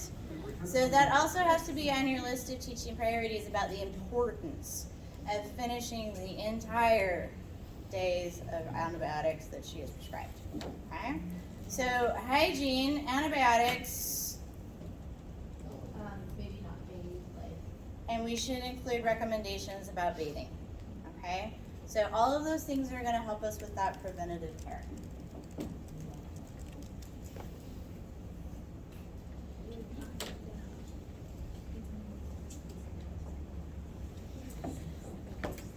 Hydronephrosis and polycystic kidney are often associated with genetic disorders, other ones. But the basic thing to remember is they're congenital. So they're just, you were born with this, we're not always sure why. But we would also be looking for other things of concern. okay? It's oftentimes related to an obstruction or a structural defect that causes the obstruction. And if you look at some of the pictures, like you might have two ureters and one goes to the space it's supposed to and one goes nowhere, that's a possibility. Or you might have two ureters attached to only one kidney. There's a whole bunch of different ways that this can go. A lot of times that just means treating whatever it is, either with some medication to reduce the inflammation, the obstructions, those pieces, or surgical correction, so taking that ureter and putting it where it's supposed to be. Okay, those are usually things that you might see. Sometimes we don't see it in ultrasound and we find out later. Some of the things that we're looking for is those frequent UTIs and UTIs that turn into pyelonephritis. If you are having pyelonephritis as a young child, that makes me really suspicious that there is something structurally wrong that's happening, okay? So one of the ways that we might diagnose this is we need some dye to help us, and what we're looking for is reflux. So I'm looking to see if the urine is backing up from the bladder into the kidneys, because that's a concern. It's called avoiding cystourethrogram. You're never going to hear anybody say that full thing. You're just going to say they need a BCUG. So in order to get the dye to where it needs to go to show us how it's happening, so we've got the normal, no reflux, right? A little bit, all the way, and then, you know, worst, right? So all of those things can happen. The way to get the dye in there is you need to introduce a Foley catheter, and then I make things go the wrong way. So I'm going to basically pour a bunch of dye into their bladder via the Foley, okay? How many people sounds like this sounds a great way to spend an afternoon, right? Yay. Okay. So after that, we're going to tell the child to hold it. Hold it till we get you to the diagnostic table, and then I'd like you to pee on the table so I can see how everything goes out. Who's getting this done? Toddlers and preschoolers. How does this affect their developmental stage? Okay. We've just learned how to be potty trained to control our bladders, and now you're asking me to do something that I'm not supposed to do. Pee on the table. What kind of guilt does this cause for me as a preschooler? And it's very uncomfortable, okay? So just as much fun as this sounded to you as an adult sitting here today, how much more psychological distress might it be causing for the child who needs it? So those are things I want you to consider. We don't always have a lot of good choices when we have to provide this because we need to see, but we can mitigate knowing that those might be fears and concerns and developmental issues that might be happening, okay? So distraction, medical play, imagination, all should be employed. And if we can manage maybe even some light sedation can be helpful. And we want it for the amnesiac effects, not necessarily for the pain control. Could we do like a hobby chair on the table so it's like they're actually going to the bathroom, or is that like I know that's a safety concern, but if you have two people standing there. No, and the reason is because I need that flat look with the diagnostics usually. So it'd be a great idea, but the ones I've seen so far don't allow for that. I love your idea. I think you should market it. There's so many times I was like, man, I could make so much money if I could just get someone to do this thing that I want to do as a nurse. Then you like don't have time and you forget about it again. And then somebody does it and you're like, dang it, why can't I do that idea first? Because it like they now make this, I swear, my charge nurse and I came up with it first. I swear we did. There's bling for your G-tube. Right? We totally talked about that. You know what kids need? Bling. They need bling for their G-tube because then it would be like so cool. And you could... I missed an opportunity. All right. So, Pilo, what does it look like? Ouch. Yeah. Okay, where's the ouch? The kidney. Okay, so back, flank pain, right? Okay. Kids, it does tend to not be localized as well, and they may also refer. So they may just describe stomach pain. Those are things you just want to pay attention to. It doesn't mean it's not a pilo. Okay, what other symptoms might you see? It's an infection, right? Fever. Is there vomiting? There can be. If it's painful enough and enough fever, yeah, you can see some vomiting. It also tends for, in my experience, kids, to fever spikes in the evening usually, is a lot of times what we see. Maybe partly because the body's kind of shutting down for the night, so then again, not filtering as much, and so you see those symptoms ratchet up. And the general things too that you might expect of anybody with pilo, that malaise, that fatigue, just feeling really pumpy. Okay. Those are all things you want to consider. Just know that again, kids don't always say things the way that an adult would. So if you thought it might be a pyelonephritis, what would you expect to see diagnostically? Which doctor in order? Ultrasound? Okay, ultrasound or some imaging, right? KUV, right? KUV. What is that? Kidney, ureter, bladder. So same imaging things that we'd like to do. Okay, so we could think about some prophylactic antibiotics. I might not do that until I get something else back. CBC and culture. So the antibiotics won't start till we get the culture back, until we start seeing some bacterial, unless we demonstrate on imaging that definitely it's a pilo, then you'll see it start earlier. But again, could this present a lot like a gastroenteritis? Yeah. Maybe. So we like to make sure that it's not viral before we do start antibiotics in many cases. So you might wait. But if we're pretty sure because of imaging, we'll just start. Okay? So you would expect imaging, you would expect lab, CBC, culture, chem, all that would be very expected. Knowing that, if you're thinking about treatments, well, I'll have to administer the antibiotics for sure. And how will they usually be provided? Okay, IV for at least the first 24 hours usually, and then if everything's starting to resolve, maybe we switch to PO. Okay, what else? Fluids. So again, ABCs and Ds, right? If I'm not, and it's kidneys, I gotta flush. So that's one of the things that you would expect as well, is a lot of IV fluids, plus PO. We just want to try to flush. Okay. That's pretty much it, unless you come in and it's been your third one this year. It may not be more than that. Okay, so age and frequency is going to determine whether I decide you need a BCUG or not. It may just be antibiotics and treatment.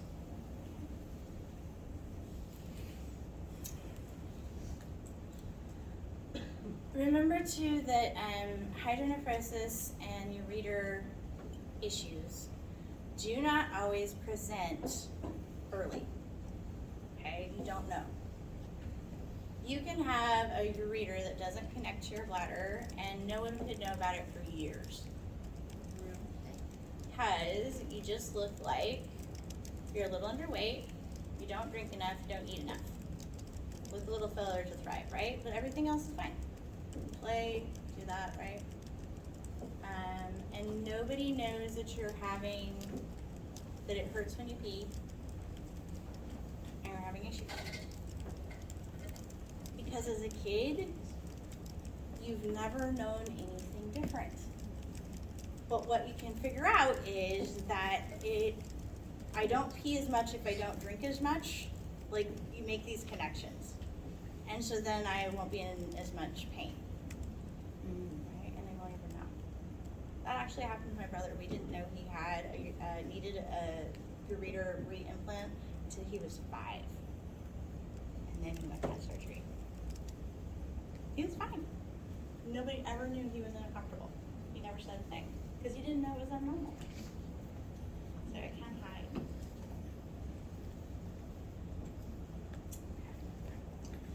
this one isn't a cute one. It tends to be one of those freaky ones they like to ask you about because it usually just happens to kids. And again, we're not quite sure. It's another one of those, I had stupid strep again, right? There it is. And then I have this autoimmune response, I got overreactive about it, and it hit the kidneys this time. So that's where the problem is. And the key points are there for you in red. That's really what distinguishes it from other disorders and the ones you need to remember, okay? Periorbital edema. It's just this weird thing and smoky brown urine. The other stuff, I mean, you would expect that if you're having kidney liver issues, that the creatinine would be elevated, sed rate elevated, all of that. Sometimes the ASO titer is positive, but you don't always see it. We are just gonna flush you.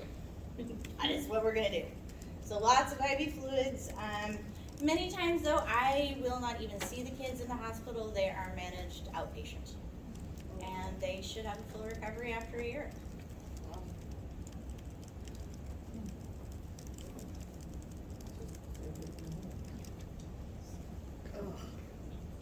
So when you guys think about post-op surgical care, I needed a ureter reimplant. I needed to have a testicle removed because of testicular torsion. I needed to have an oophorectomy because, again, it could be torsion, it could be something else. Anything that's a surgery that involves that groin lower area of the body. That's what we're thinking about here. Those are times where there may be some unique considerations that we want to think about. Anything that happens in the lower area of the body, we have to think about those infection risks because that is where we're excreting things, okay? So that's a risk factor that we consider. Developmental levels. So there's a couple times in your life where you're gonna probably have those surgeries. Preschool, because it had to do with your kidneys and your ureters and something like that, okay? The other one is usually gonna be in that early teenage years, okay? Because your risk factors there are going to be those testicular torsions or things that happen in those, and again, we're not sure why, guys. Early teenagers. And there also can be some cancers that show up early teenage years occasionally, okay? So those are your two main age groups. What do you think your preschoolers are most worried about? Missing school. Not the preschooler. Guilt. Guilt. Okay, so what did I do? I ended up here. That's going to be one of the things. Yeah. And then what is also big fear for preschoolers? Pain, but I will count that for everybody. Nobody likes it. Separation. Didn't cost it. Penetration. Huh? Penetration. Kind of. You guys have got it mostly. So body intrusion is the technical term, right? And also that fear that, you know, if I have an opening, all of the things are going to fall out through the opening. So good heavens, you better close that sucker up. I'm going to hit both sides with this kind of surgery because I need to have a Foley in post. Okay? So that means I have something sticking out of my body and literally my insides are coming out, you guys. It is the worst. All my fears right there. So you're going to need to do a lot of explanations. And it's not your fault. And here's why we're doing this. And here's how you get rid of it. And this is normal. And you don't usually have to see your pee-pee except for in the toilet. But here we need to look at it for a little bit because we're weird that way. You know? We are. And it is going to look scary to parents too. Because what color is it going to be post-operatively? Lovely cherry red. There's probably some good clots in it. Moving towards, right, you know, the darker colors and the bigger clots until it hits the amber and moves on. So again, parents also need to know that's expected and it is okay. Okay? So it's scary for everyone. We have a lot of things we're going to need to talk about. What do you think your teenagers are worried about? Missing out. My peers.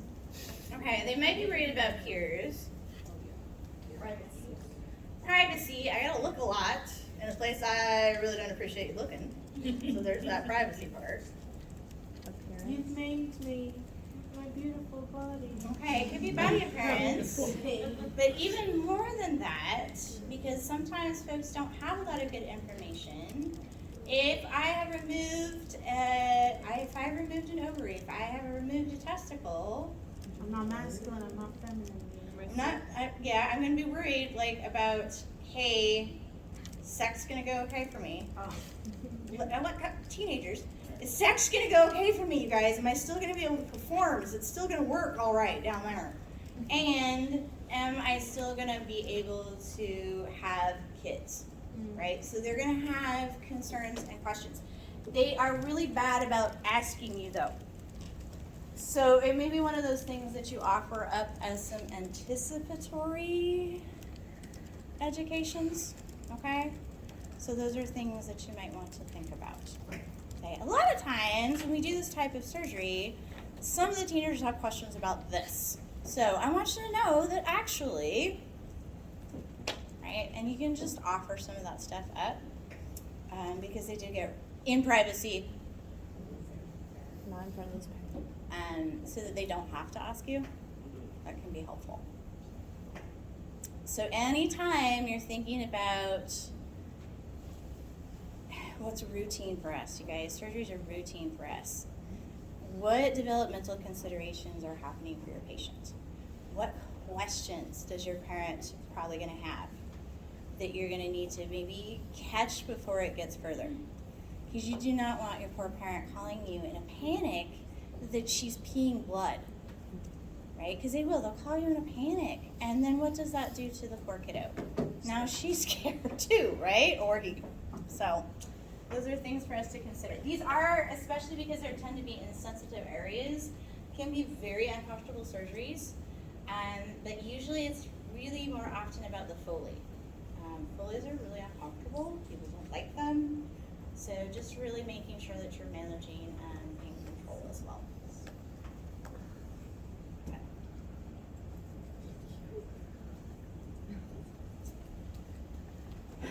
Again, unless you work in a children's hospital, you're probably not going to see a lot of kids with chronic renal disease.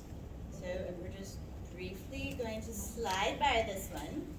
This one is going to be a lot more nice to know than need to know. Okay?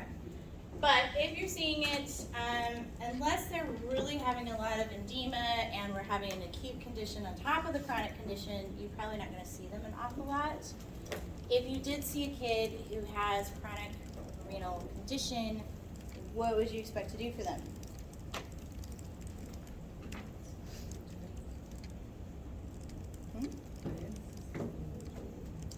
Okay, not possibly dialysis if they're already on it. Hopefully we're not there yet. Usually that would be the adult section of it, right? Could be though. Eyes and nose. Okay, so again, they're just the simple stuff you do for most people.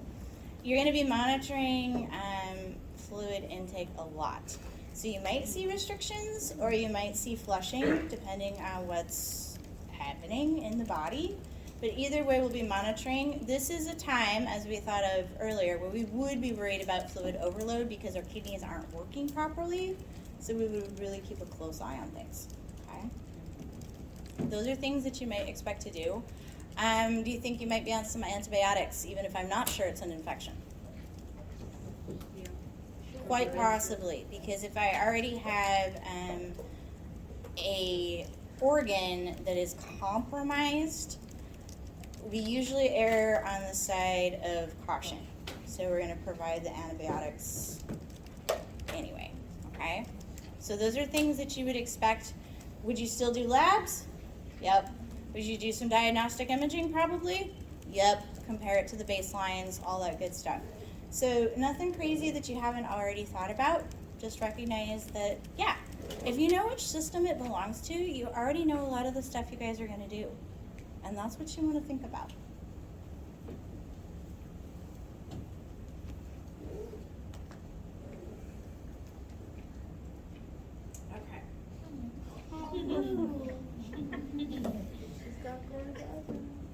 So, you guys, we actually were doing really good on time.